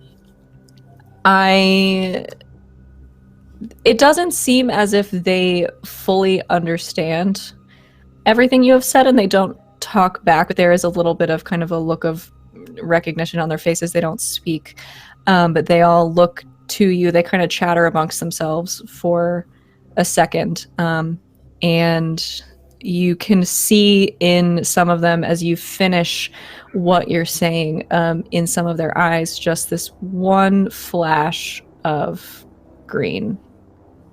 The ones that are carrying weapons lay them on the ground, and they leave their vehicles and they start to scramble back out into the desert. Well, now. I call shotgun. But both a shotgun and I get to sit in front. See, Traeger, that was a lot easier than perhaps any of us getting harmed. Yep. and he moves out to start sorting the weapons and packing them into a vehicle. The best looking of the vehicles, in his opinion. Maggie Sure, just mounts okay. up in the back of one of the cars. All right. Yep. That's not what I thought was going to happen. I love it. So yeah, you pack up those weapons and get into this cobbled together vehicle that runs. It's very loud, but it drives. What is the fuel source? Traeger's gonna kind of look at it. Yeah, that's a great question. It is. Yep. It has, I think, in the dash. I think this is something you're familiar with. Some of these pieces are things that you've seen before, as if they've kind of like taken things that they have found and sort of smashed them all together to make this thing work again. So there's some kind of intelligence that's happening here. But in the dash, there is this sort of faintly glowing, almost like an energy core. Okay. That is then connected to a couple of panels that are attached to the front of the truck that seem to be kind of taking in solar energy, of which there is a lot, and then powering up this core, which is then running the engine. All right. Traeger's like, should we do we want more of these parts, more power, and that'll disable these other necessary? vehicles? Well, I don't know how long one of these runs, so we could grab the other cores, and then these won't run, so they can't chase us, and then we'll have all the gas, he says to Carla. Maggie gestures. So those squares Go ahead. are their gas? Yeah, this is a power core, and these are solar panels. They collect energy from the sun and store it in this. Wonder why we weren't doing that the whole time. All right. Most important question: is there a shotgun? Is there Yeah. a shotgun? Yeah, sure. There's a shotgun. Why not? Yes. Anyone else want a gun? I'm giving out guns. Well, they're all loaded up. I loaded them, so. All right. Traeger's gonna get someone to help him take these panels apart. Maybe Verulo? Yeah, I Right. would offer to help him, and I would just kind of wander over and muse and say, if we were able to make energy or fuel cells that draw energy from the sun, what was the point of everybody fighting over resources? 50 years of darkness. It started to get too hot. No food. We started squabbling over the food. Because before we had this kind of power, the stuff we had burned up, sent something into the atmosphere, and made everything thinner, I guess, is the best way I understand it. And then we got too much sun, hence, and he waves at the desert, and there's an old saying. Okay, and No, he go ahead. he's like, there's an old saying, mother's something of necessity invention. We invented stuff because we needed to, but we didn't invent the right stuff beforehand. The mother of invention is necessity. Something like that. Yeah, you're not bad. So everything we did was reactionary instead of preventative. Yeah. And he's just multi-tooling it as fast as he can. Well, he's, at like, least handing let you me help you with parts. this. Yes. Okay. Load up the Carla's cores. sitting in the front of the vehicle with her feet picked up on Dash trying to get a tan in the radioactive desert. I love it. It just hurts. All right. So after a few minutes, you remove the panels and the cores from the other cars, effectively disabling them and giving yourself a backup, just in case. So you can load this stuff into your truck as well. I don't know. It's a large car that all four of you and all of these guns and solar panels can fit into. You load up into this car, and you can drive the remaining mile and a half through the desert, arriving much quicker than you initially thought you would, because now you don't have to walk through the desert. Wonderfully smart plan. So you take off.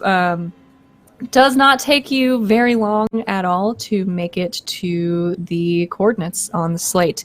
You have driven into the remnants of this city, essentially, and you pull up outside a tall building, mostly intact, obviously aged and damaged and crumbling, rust on the doors. One of the doors is, hanging open. And you're where you're supposed to be, you think. This looks it. And he, pocket slots the thing itself, and Perhaps look we around. should investigate first before we go headlong into a situation. Sounds great. She holds her hand up to get down from the And you vehicle. hold the hand, and he shakes it, and then grabs you by the hips and just puts it on the ground. He doesn't get it. Maggie's going to, her eyes will flare green as you do this, and she's just going to say, "You will never touch me without my permission again. Do you understand?" Yep. She walks off. As she walks off, leaving Traeger kind of reeling from that, Varula will walk up and be like, "Ask her permission for everything. Never make that mistake." And then he walks off with a 1,000-yard stare. And and Traeger mutters under his breath, "I already killed her once." Grabbing stuff. Okay. All right. This conversation comes to a close. Everyone a little frustrated in the heat. It's the heat. Everybody's hot. The heat makes you cranky. So Maggie stalks off, and you're here. What do you want to do?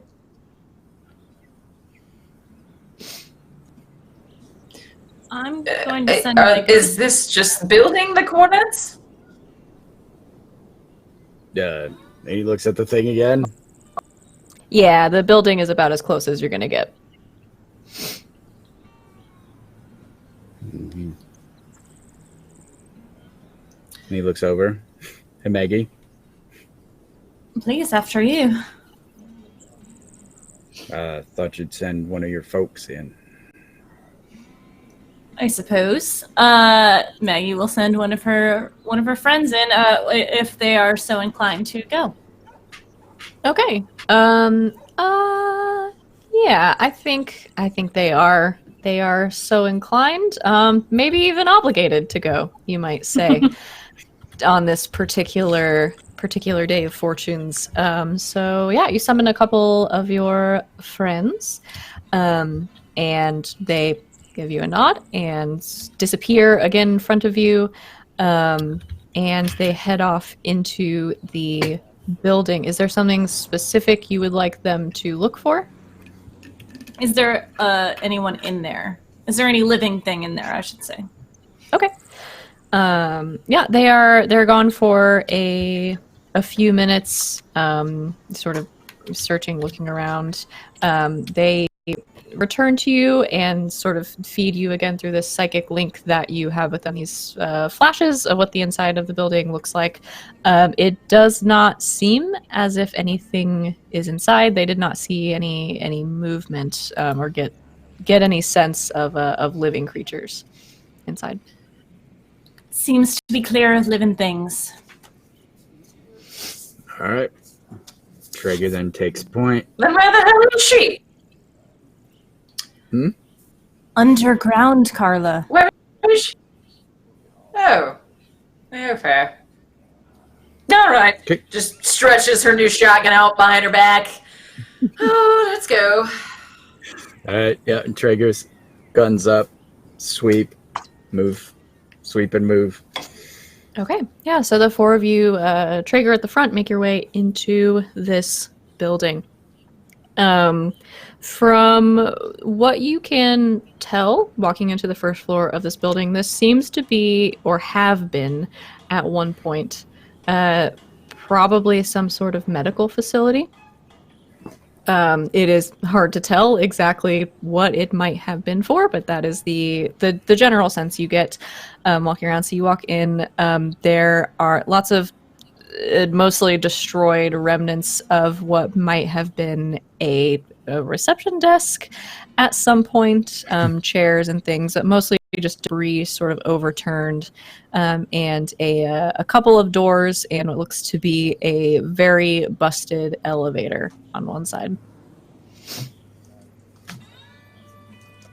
He looks at the elevator and he's like, stairs? Looks around. Yeah, so you can find another door next to the elevator. There are stairs going up, and also it looks to be a set of stairs going down underground. And Traeger automatically, he looks up and then just starts walking down because, well, down is good, up is bad, generally speaking, in his time. Is there a reason that we're not taking the elevator? It's shot, but it won't work. I mean, we can try it. What part of it was broken? And he walks in and shows her like what's broken. Basically, yeah, so rusted out cables or. Yeah, the doors where the elevator would be are partially open, and you can look through, and there is no elevator inside. Right. Stairs it is. She'll put on the hover boots and glide down. Or keep Okay. them on, I guess.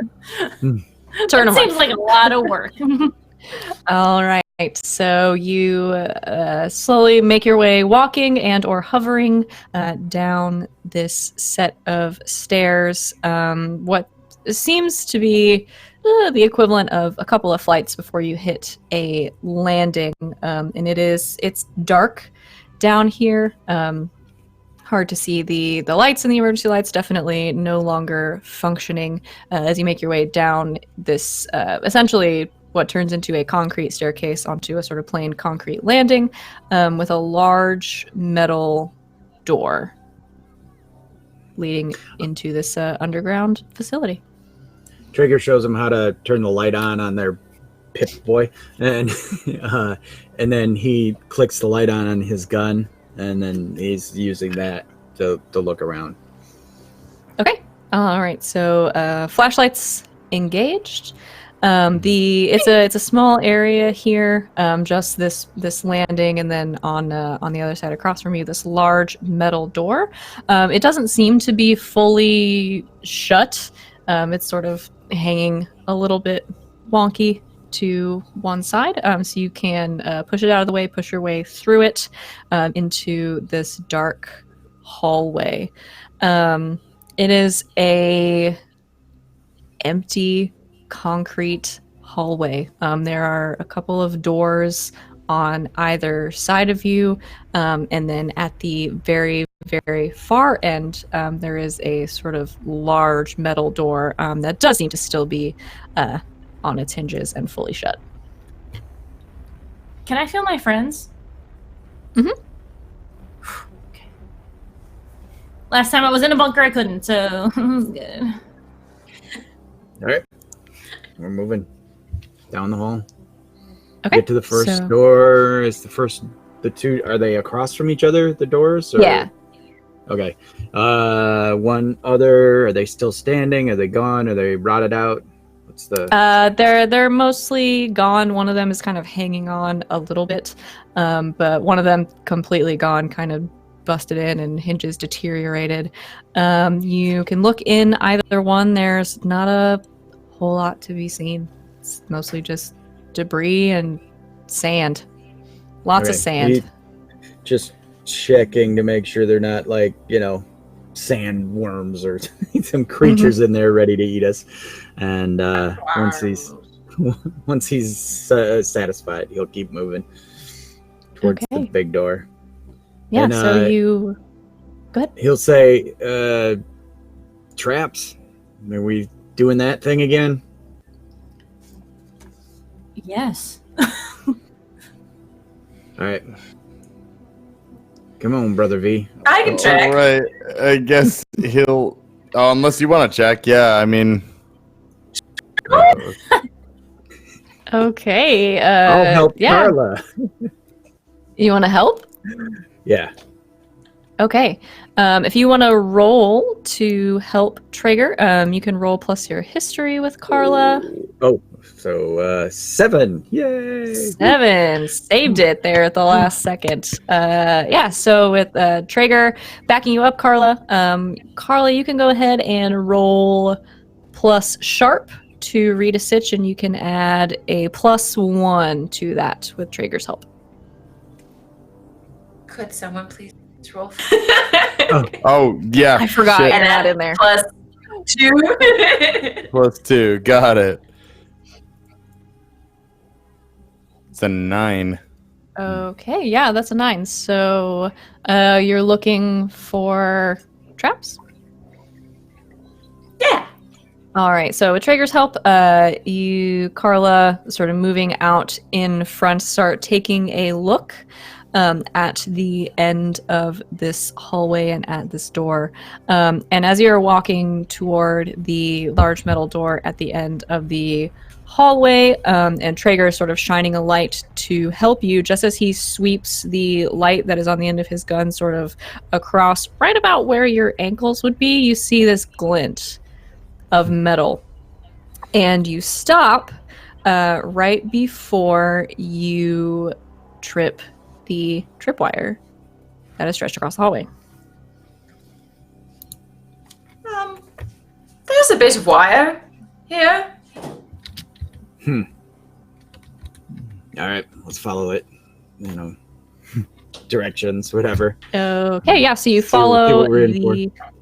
so you follow the tripwire across the hall and sort of along the wall a little bit until it goes around the corner into one of these doorways. And as you look around, where you sort of had peeked in these rooms before, not seeing any movement, you look around to the wall where the door is, and you see this sort of package on the wall that is rigged with what looks to be explosives, about 2 feet away from all of you. And he gets the big Traeger happy grin, and he's like, "Good spot. Yeah, let's avoid that at all costs." And then he looks at it, and if it's simple rigged, something he can totally handle, then he'll disarm it. If it looks more complicated or has any tech associated with it, we're just gonna step over and walk past it. Okay. Yeah, it seems to be fairly simple. Again, just sort of like rigged up. A very basic thing that I think you can probably detach the wire pretty easily and render it inert. At least with the tripwire. There's still explosives on the wall, but yeah, I still send them back down the hallways before I do it. Okay. Just because that's my mission, keep them alive. And yeah, so then I unconnect the detonation or the tripwire and then disconnect the detonator so that I now have 2 inert parts and pack them in the bag for possible later use. Okay, yeah, you can definitely do that. After a minute or so, Traeger sort of successfully takes this little piece apart. Good spot. All right. Woo. And now you could see he is a little bit sweating, and that red color had come to his face at least once during the operation, and then he's like, I think we're clear on that still. Now, everyone, eyes, keep them peeled. And you get to the door. All right, yeah, you make it to this door. It is closed. It is a very large, sort of heavy-looking metal door, almost like a blast door. Okay. Panels, switches. Nope. Just the door. To knock. Yeah. And he looks over at Maggie. He's like, can one of your friends help us, maybe? Please? Of course. Maggie's going to send one of her friends beyond the door. If they are still willing. Okay. They are willing, but they cannot pass through the door. They cannot pass through the door. That's odd. What is it made of? And Does the future have technology to propel ghosts? They're spirits. Sorry, spirit. My point stands. I mean, I never studied ghostology, so but I have no idea. I'm sure that we spiritology. Spiritology. Thank you, Verlo, for that. And, what is the door made of? And does Traeger Is the know? door safe to touch? I don't think any of you know the answer to any of those questions. For all intents and purposes, it looks like a very heavy metal door. Traeger's gonna read a sitch. Okay, certainly. Yeah, go ahead and roll Let's plus help. sharp. With Verulo's help. I'll help. You want to I help? can. Alchemy. Yeah, I have a skill Science. for that. You do. I'm gonna roll plus sharp instead of plus Traeger history to help him. Okay.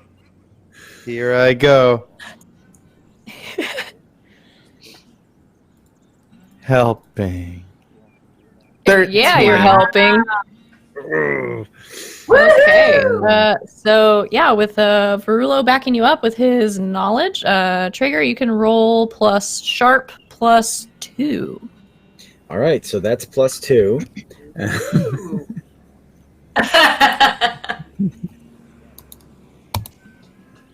Oh. Okay. Yep. Well, yeah, that's a 5. Experience. Yeah, do mark that good XP. So let's see. On a miss, ask one anyway, but be prepared for the worst. So that Okay. is, what's my escape route? Best way in, best way past. What enemy's most vulnerable? What's the biggest threat? What should I be on the lookout for? What's my enemy's true position, or who's in control here? Pass. How do we get past? Probably you open the door. Okay, but there was no switch, no how do we open said door? Is what I meant by that question. Were we? All right, I Were can't we- resist sometimes. Were we near the doctor's hologram when we made up the safe phrase? Like, is she aware of it, or is that we like told an her odd- because she was supposed to be part of it, right? Yeah, she's aware. My begonias? Okay. Verulo calls out, and you hear a sort of shuffling, I guess, behind the door, and then after a second, seemingly of its own accord, the heavy metal door starts to creak open, and you see a dark room beyond. It's all coming back. Sorry. He's done it. I was gonna give you something else, but that's way better. He turns to Traeger and just and Traeger's like happy as hell, and That's then, what you get for rolling a 13. and then The password word. He's about to step forward, and then he stops for a second, and he looks over at Maggie, and he's like, and all of a sudden it's like something clicks in his head, and he postures like someone from your time. And you can see that he's remembering the lessons that he had, and he says, "Madam, if you would not, if you would be so kind as to accompany me for a moment, so we may parlay." And it comes out like he's practiced these lines. Maggie just. All right. May step aside. Yes. And he Are says, you all right? like, Are you feeling all right? he says, "Yeah, something you said is ringing in my head. It's nagging at me. So we told her our goddamn safe word. I think we need a new safe word for just the four of us. And I think it should Probably be..." not something we shouldn't discuss that here in her facility, where she probably has cameras and microphones. "Yeah, but she can't see us." "What? Sure, great.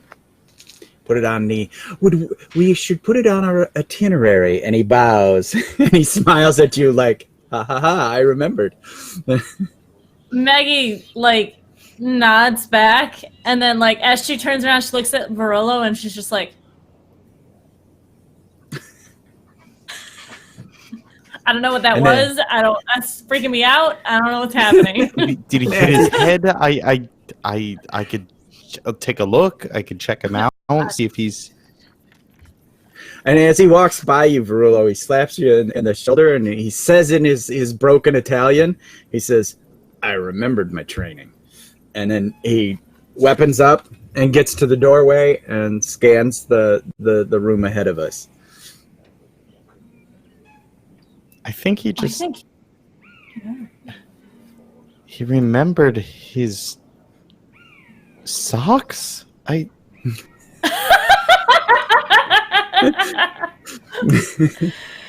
don't even really should switch to English. Whatever he's speaking normally, because his Italian is just fucking terrible. Yes. All right, room before us. I remembered his socks. All right, so Traeger, remembering your training, you take your gun with the light and sort of point it into the room ahead of you. You see again a dark, sort of broken, smashed up room. Across from you, this room is relatively small, but across from you, you see a set of doors that is still old and sort of damaged, but looking much newer than the rest of the facility. These look to be some sort of like sliding doors that as you make your way into this room, slide open before you, and a little bit of light actually spills out from them into this room. So you all can make your way over, and as you walk through these sliding doors, you enter into an old, probably has not been in use for a while, lab of some kind. On the walls, as you walk through, on one side there are what look to be like slabs or tables, these large sort of stainless steel tables that are sitting there. Some of them have nothing on them. Some of them look to be very darkly stained with blood or something similar, long dried. And on a couple of them even you see what look to be some bones of some sort. Probably the human sort. Yeah, bones, spooky. And as you walk through on the other side, there are these huge glass tubes, essentially. A couple of them smashed, broken, sort of glass laying on the floor. A couple of the others still intact with some sort of liquid inside them. And again, bones and fragments and other sort of pieces of beings that were once here. Across the floors and the tables and a desk that is in one corner, there are just sort of papers strewn about, and things of that nature. And then in the back, there's a set of stairs that goes up into a booth that has sort of glass windows that look out onto the room that you are currently in. And there is a light on upstairs as well. Okay, and are any of these lumps of flesh, do they look whole enough to move or anything? And is there any breathing or... Okay, great. No, yeah, so they're pretty torn to bits. Still looks at them and then moves forward and heads towards the stairs. Again, looking for more explosives. Okay, yeah, so you make your way towards the stairs, keeping an eye out for any more explosives or tripwires. You don't see any. However, at the top, you do hear some shuffling around and some moving of papers and footsteps. And as you reach the top of the stairs and come around the corner into this booth, a person inside turns around to face you, and you recognize the face of Dr. Farrah Masterson. Hey, Doc. Wow, that was the... And she looks at her wrist and then realizes that she's not wearing a watch because she never wears a watch. She goes, that was the longest entrance I've ever experienced in my life, I have to tell you. Does it always take you this long to walk upstairs? And he reaches in his pack and he pulls out a lump of explosives. And could have been a lot shorter. Oh. Well, why send us here and then try to blow us up? Oh, those have been there for ages. Honestly, I'm not entirely sure they even work anymore. And he tucks it back in the pouch, and then he goes and swipes at her, see if she's a hologram or not. So if she's not, she's gonna get pelted in the side of the head. Okay, so yeah, you reach out and swipe at her, and the heel of your hand sort of connects with her cheekbone, and she sort of staggers off to one side and goes, "Oh, God, what?" And he looks back, you said the smiling. password and I opened the door. I thought that was enough. He smiles, and he's got that red, just like my face is, and he's like, "Not a hologram this time." And No, not at all. He's proud of Apologies for himself. my companions. Roughness. Carla in is this actually laughing. Sarah. She's like smoothing her hair down, straightening her And coat. he elbows Carla a little bit.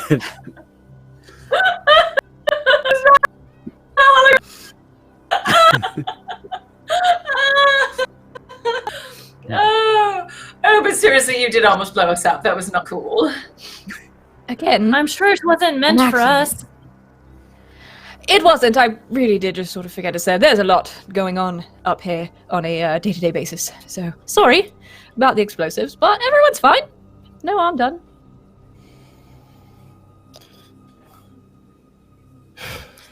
Well, we're here. Yes, you are. Fascinating.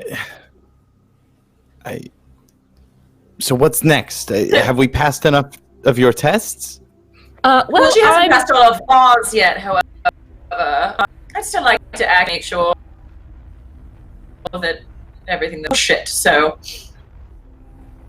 Yes, that is a good Right, idea. you want to poke my brain. All Yes. right, fine. She sort of rolls up her sleeve and just holds her forearm out to you.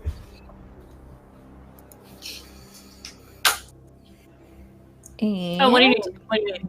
I'm pulling up the move. Yes. Do.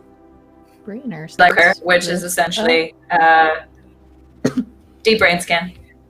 Deep brain scan. All right, so that is a roll plus weird. 3, Make 2? someone roll for me, please. How many? 3? 3.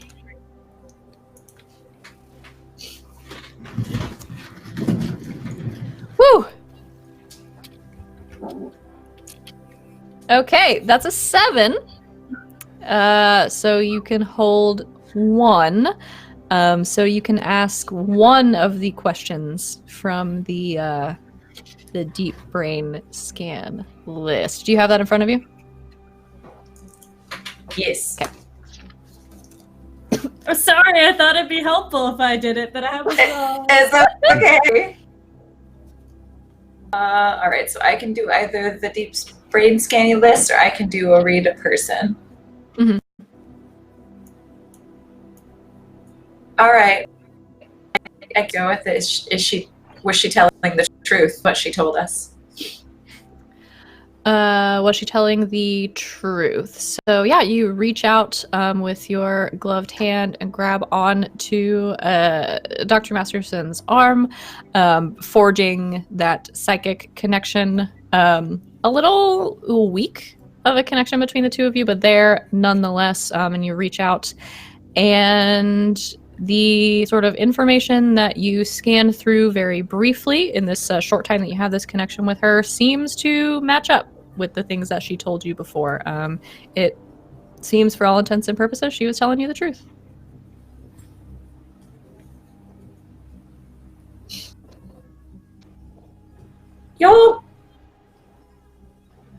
Our connection is weak.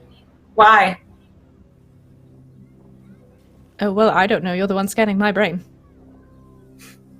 Do you have some sort of protection that you wear? Or... No.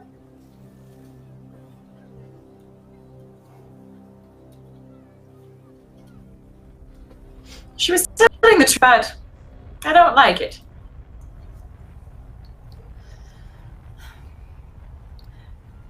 Tell me, Doctor, how are you able to get in all of our minds at the same time? Oh, well, In the cell.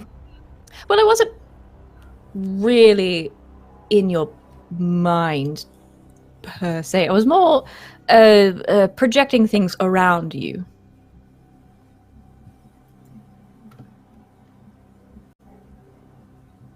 Science. It's like she set up a play, like sets in a play, and they could just move the sets around us so that we thought we were somewhere else. Well, Sergeant Very Traeger, well. I had no Which idea you were a Traeger? man of the theatre. He reads. Very we much held little so. play. Like we that. held little plays in the bunker. Oh, well, that's just absolutely wonderful. But yes, very much like that, darling. I can't do what Carla here does. It's an outward thing. I can put things in front of you, so you'll see them. I see. So what do you want from us? You know you explained some of it back in the cell or whatever it was. Well, I want you to jump into another timeline and kill the alternate version of yourselves, stop the event from ever causing the split in the first place, and put all the timelines back together. I thought that was clear. Right, except for the part about how we jumped timelines. You said you didn't know how to do that. Well, I have been working on it, and that is why I have brought myself back to my old lab. This is where I used to work on things. As you can see, you know, all of my assistants and test subjects are now very extraordinarily dead, and lots of things broken beyond repair. But I was able to salvage a few things here and there. It's old technology, meaning it is, by its nature, sort of unstable. But that is sort of what we're looking for. So I think I can take these things that I have found and use them to rewire what you already have. Essentially, what I want to do is use this to allow you to hijack the signals that are coming into your implants. So not only will you be able to send yourselves through time, hopefully we'll be able to pinpoint other lines and allow you to jump across. So no need for error anymore. You can do it yourselves. Where is Era in all of this? Sort of all over the place. I don't know. Are they resupplying all the teams, or they're supplying their? Because Trigger's starting to make himself confused. Are they supplying only their teams that they believe are in their time? We'll take care of it. I have the utmost faith in you. Potentially speaking, does that mean that all of the other versions of ourselves have also had a conversation versions of you and are now also attempting to kill all other versions of themselves? I suppose it's possible. I mean, if there are other versions of you, there are other versions of the world, then it would stand to reason there are other versions of me. Lucky them. But it also stands to reason that if the other yous are different, then the other me's are different as well. So I really couldn't tell you. There's infinite possibilities. All right, Doc, can you narrow it down a little bit? Like, how many of yous are there out there that we need to, get rid of? Well, I'm assuming there are as many me's as there are timelines, and I haven't been able to tell really how many timelines there are. It's an impossible calculation to make. But with my current research combined with my previous research that was being done here, I think I've been able to narrow it down to a couple of different places we can send you. So it's essentially where I'm getting the strongest readings from. But there are still several. Because I can't do brain magic. Carla, I don't know what it is you do. I'm so sorry. Me either. I have no actual connection to other me's or other yous. I just know they're out there somewhere. So I've narrowed it down the best I can, but it's maybe 10. 10's better than infinite. Yes. So, have you pinpointed the event? I do know when the event takes place. It seems that it is a singular point on each of the lines. It happens at the exact same point in time. It's just the events leading up to it are very different. But the apocalypse, as it were, happens at the same time every time, just along the lines it's different. And if I had any way of finding other versions of you, I would. But, science only goes so far. Where is So- it? What time? What do you mean? You said there's a time that the event happens. Is it 200 or 125 years previous to today? Well, 125 years previous to today was when the bunker cities were built, so it was several years before then. It's fuzzy. It's almost like things have been moved around. But I can send you back to that point. You just have to pick a line. And secondary question, are you going to resupply us if we're cut off from Era? And what's going to keep Era from recalling us and zapping us again? Well, I'm hoping that when I sort of rewire your devices, it will essentially cut off their control and leave that in your hands. Traeger, big grin. Yeah. All right. I like that. I thought you might. And he sticks his neck out like, let's make this happen. Okay, let's try. And she sort of picks up a couple of tools and pokes around for a moment at Traeger's device. And you could see her sort of these very small tools kind of moving some things around, the occasional kind of wire sticking out. And after a moment, Traeger, you feel this kind of pulse of energy. It doesn't hurt, but it kind of catches you off guard just a little bit. And a final click as she steps back. And then she says, okay, who's next? He starts playing with the communicator. Verlo. No, fine. Okay. She does the same thing, Carla, with you. After a moment, you feel a pulse. All right.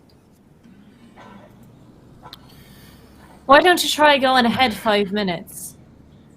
Just to see if it works. Rigs it up.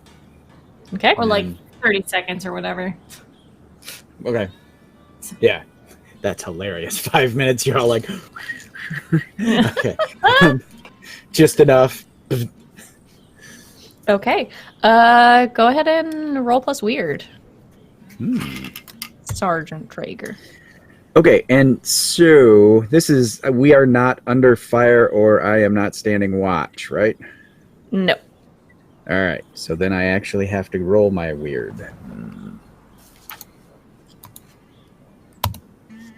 Yeah. Okay, that's an 11. All right. So, Traeger, you punch into the new settings that have popped up on your device. Set yourself ahead 30 seconds.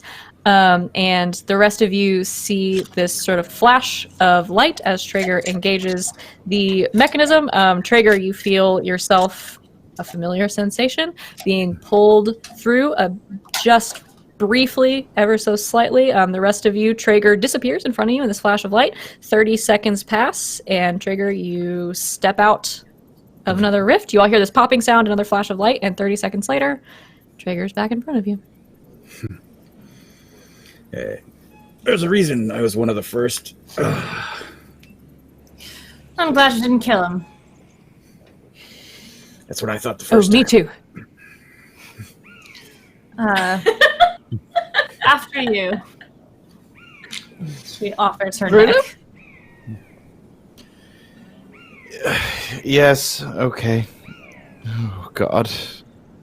All right, so she pokes around at the device on Brulo's neck for just a moment. You feel a pulse, and you hear a click. All right, now that wasn't so bad, was it? It's less of a hurt and more of a tickle. Oh, it's fine. Less than a bug bite.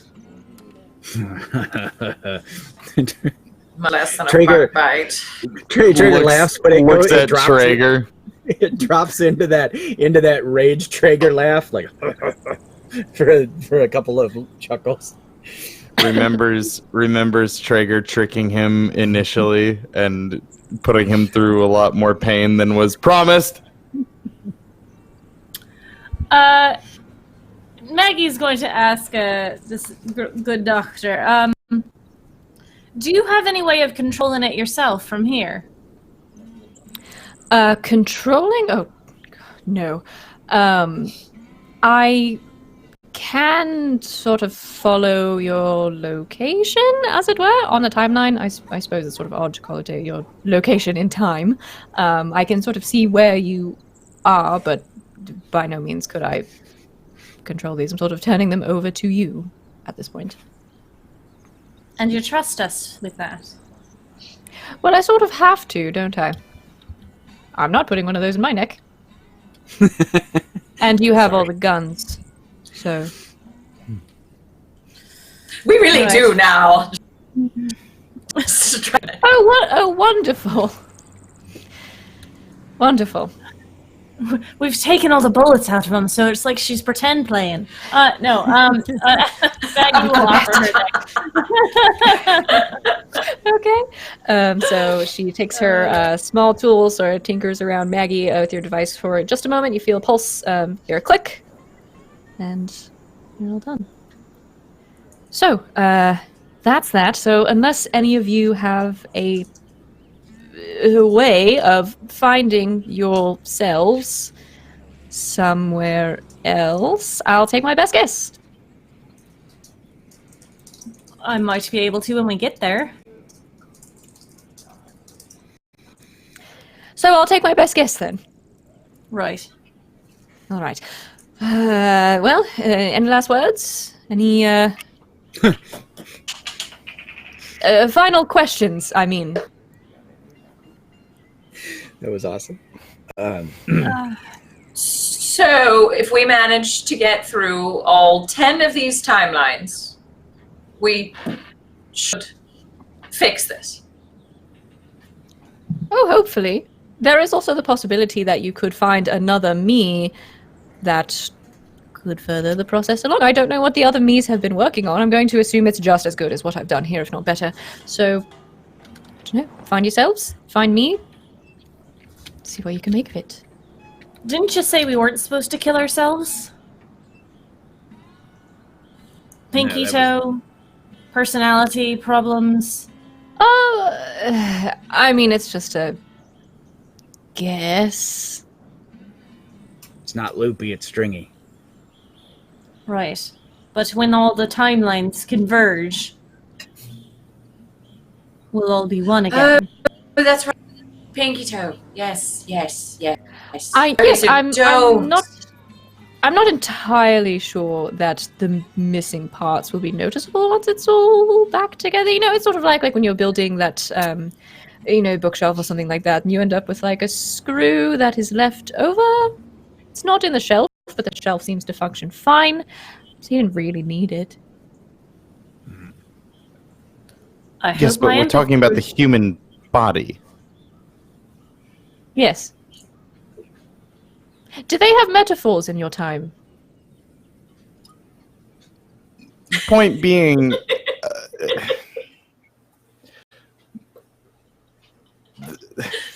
never mind. Maggie, you were saying something? Oh, I was just saying I hope I come back with my empathy still.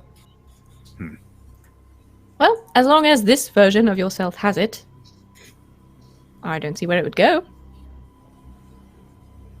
Right.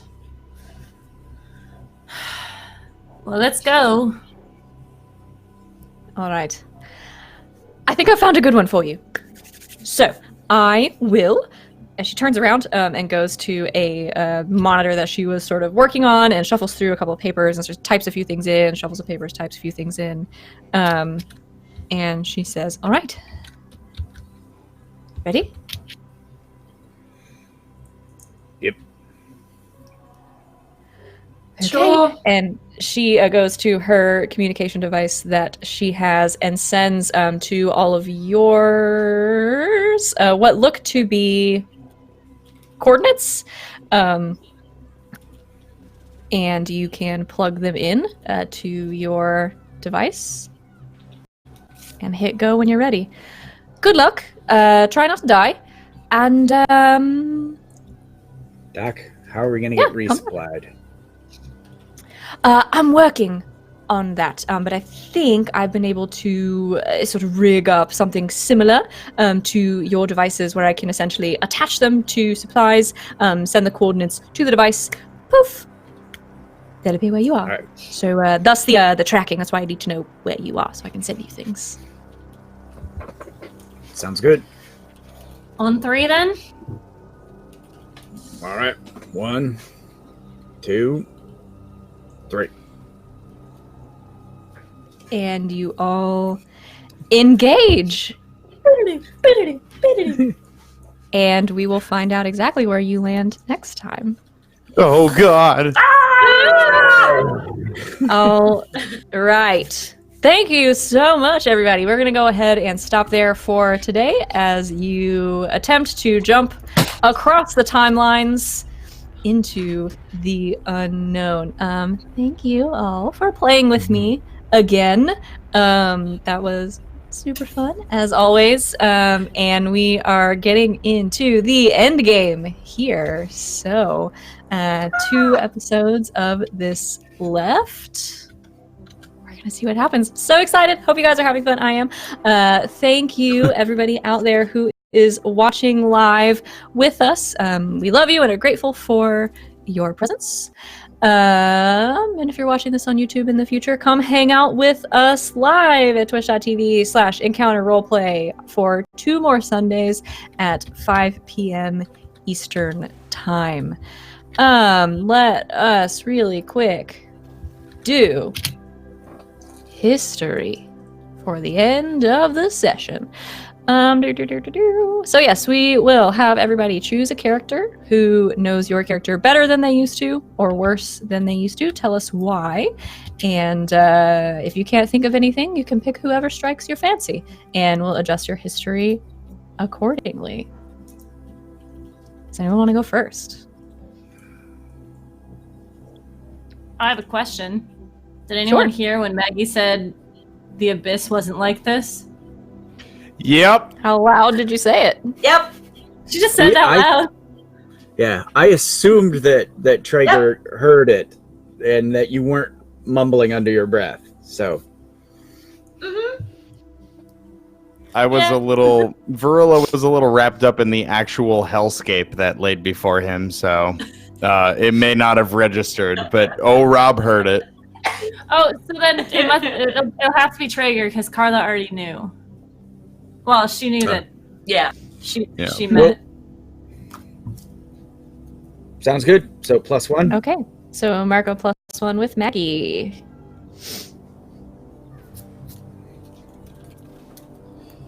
And I will go next if nobody Do has it. something.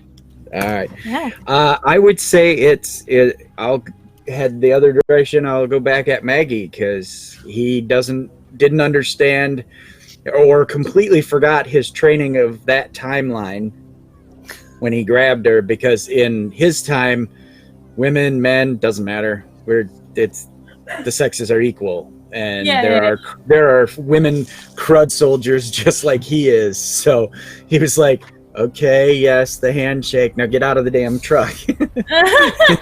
And so yeah, I would say back at you. Okay, cool. Because Okay. it did seem out of nowhere when he was like, "I'm going to be proper now." She's just like, "The fuck is happening?"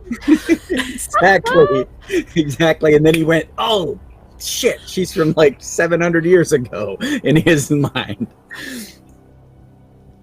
All right, so Maggie, Mark +1 with Sergeant Traeger. Carla or Verulo? Traeger and I were bomb buddies. You were a bomb buddy. That's very nice. By the way, the grenade.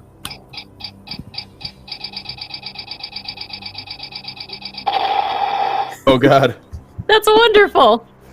we're bad at So it. that's- Yeah. So I bumped it and it started ticking on my And it went chest. And I'm like, oh crap. That's got to be terrifying. All right. It's So so yeah, Traeger, stressful. you'll mark +1 with Verulo. All right. Oh, I'm an idiot. I did that backwards. I'm so happy you said that. You're good. I And was like, wait, I Carla. forgot how this works. I've only been doing it No for idea. a week. Honestly, I have no idea. I would gladly take. Oh, take suggestions? I gave you Yeah. my gun. That's true. You did give me a gun. Very. So go for it. You gave me a Oh, gun. right. And there was also that very nice I'm like- stabbing lesson. Oh damn! I leveled up. That's Worth in. it. All right, so Verulo mark +1 with Carla. All right. Any last words? Oh my God! I actually leveled up too. Golly. Congratulations! All done right.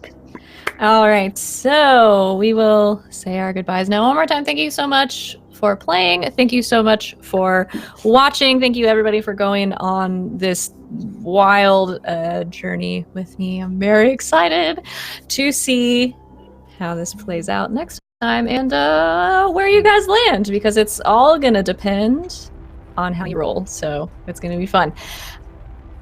In the meantime... What? What? What? Oh no! I didn't say anything. So that's your teaser. That's your teaser for next time. Start warming up your dice, kiddos. Get ready to jump the timelines. But for now, I'm Savvy, at Savvy Seaworth on all the social medias, and the master of ceremonies for this game. If you want to find me elsewhere, find me on Twitter, because that's where I say everything that's going on with me. But I also stream a lot over at twitch.tv/game nights. That's game with 2 G's and nights with a K. On Thursday, I'm going to be running the next session. We took off for the holidays. I'm going to be running the next session of my Monster of the Week game, which is called All Myths Are True. They just got done fighting a bunch of werewolves, and now they're into another mystery. It's very exciting. So that's going to be at 8 o'clock on Thursday night. So if you like this kind of game, you'll like that kind of game too. So come hang out with me. And yeah, that's what I do. Rob, what do you do? Let's roll to find out. All right, so that's a 6, so that's gonna be great next week. So you do nothing. I do nothing. I am Rob, or bonus_stage_Rob, if you're going to my Twitch channel, which you should. It's fun. It's a load of laughs and goofs and gaffs. I play things like The Witcher 2 and Doom, and I don't know, feeling a Legend of Zelda game or Settlers of Catan. Damn it. Fuck it. You could see any and all of that over there on most nights or early afternoons. And I also do this, and I also do one other TTRPG thing, right? Actually, 2 other in the near future. I remembered this time. So on Thursdays at 7 p.m. Eastern, I am on twitch.tv/runawayrobot_ for a D&D 5e homebrew setting of my own creation. It's a fun time. We're like 4 or 5 sessions in. It's like It's Always Sunny in the Forgotten Realms. It's amazing. That's pretty much what it is. And I will be, as a lot of these lovely folks, on Indoor Adventures channel on July 27th for charity. It's going to be a good time. LB, do the thing. Awesome. I'm LB Hackemup. You can find me at LB Hackemup on the Twitters. That's where I post all my stuff. I'm playing Sunday through Wednesday. So you can also find me on the 27th on Indoor Adventures channel. I will be running Kids on Bikes at 3 o'clock. Dungeons and Dragons with Rob will be at 6 p.m. Eastern Standard Time. Right? Nope. No, yes. Pacific Standard Time. I was like, wait a minute. Wait, what? Oh, that changes everything for me. I don't think that's right. Maybe it is. I don't know. I'll be down there at some point. Yeah, that's it. It's so late for me. GB, Graybeard at Graybeard's Tavern on the old Twitter. You can see my whole schedule there. Again, I will be in Power Outage on the 27th, and I will also be running Dungeon World with Anthropomorphic Animal Heroes. So that will be...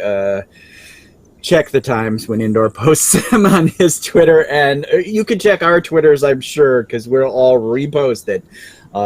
Come join us then. Otherwise, check me out on Sundays on my own channel for even more, prop fun goodness, because I love my toys. And other than that, I play on Wednesdays in Salt Marsh over at Dammit Berries. And, this week is the opening of Stars Without Numbers. We'll be playing on Pro Restarter's channel. That's on Wednesdays at 5 EST before we go into Saltmarsh at 8:30. So I'm pulling an LB because she's the master, and I will follow in her footsteps. Or an idiot, one or the other. Poor life choices. Poor life mistakes were made, to quote you. All right, that's it for me. Over to Carla. I'll Hey, be I was gonna Carla say, because I'm her agree. Wi-Fi sucks. Oh, okay. Oh no! I think I've managed it. So yes, my Wi-Fi sucks, but I typed literally everything into chat.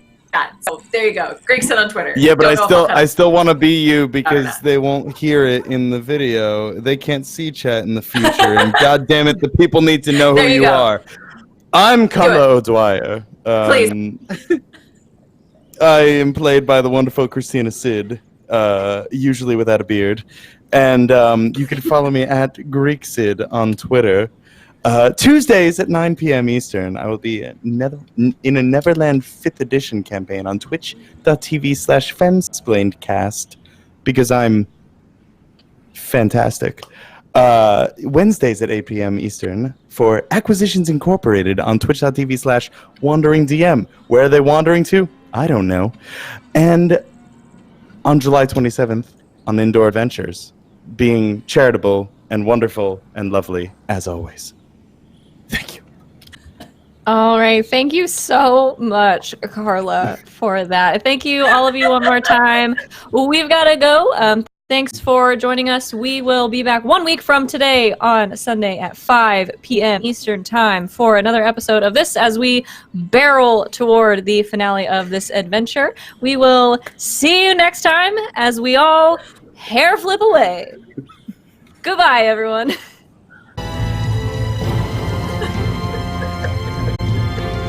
Why do you guys play games with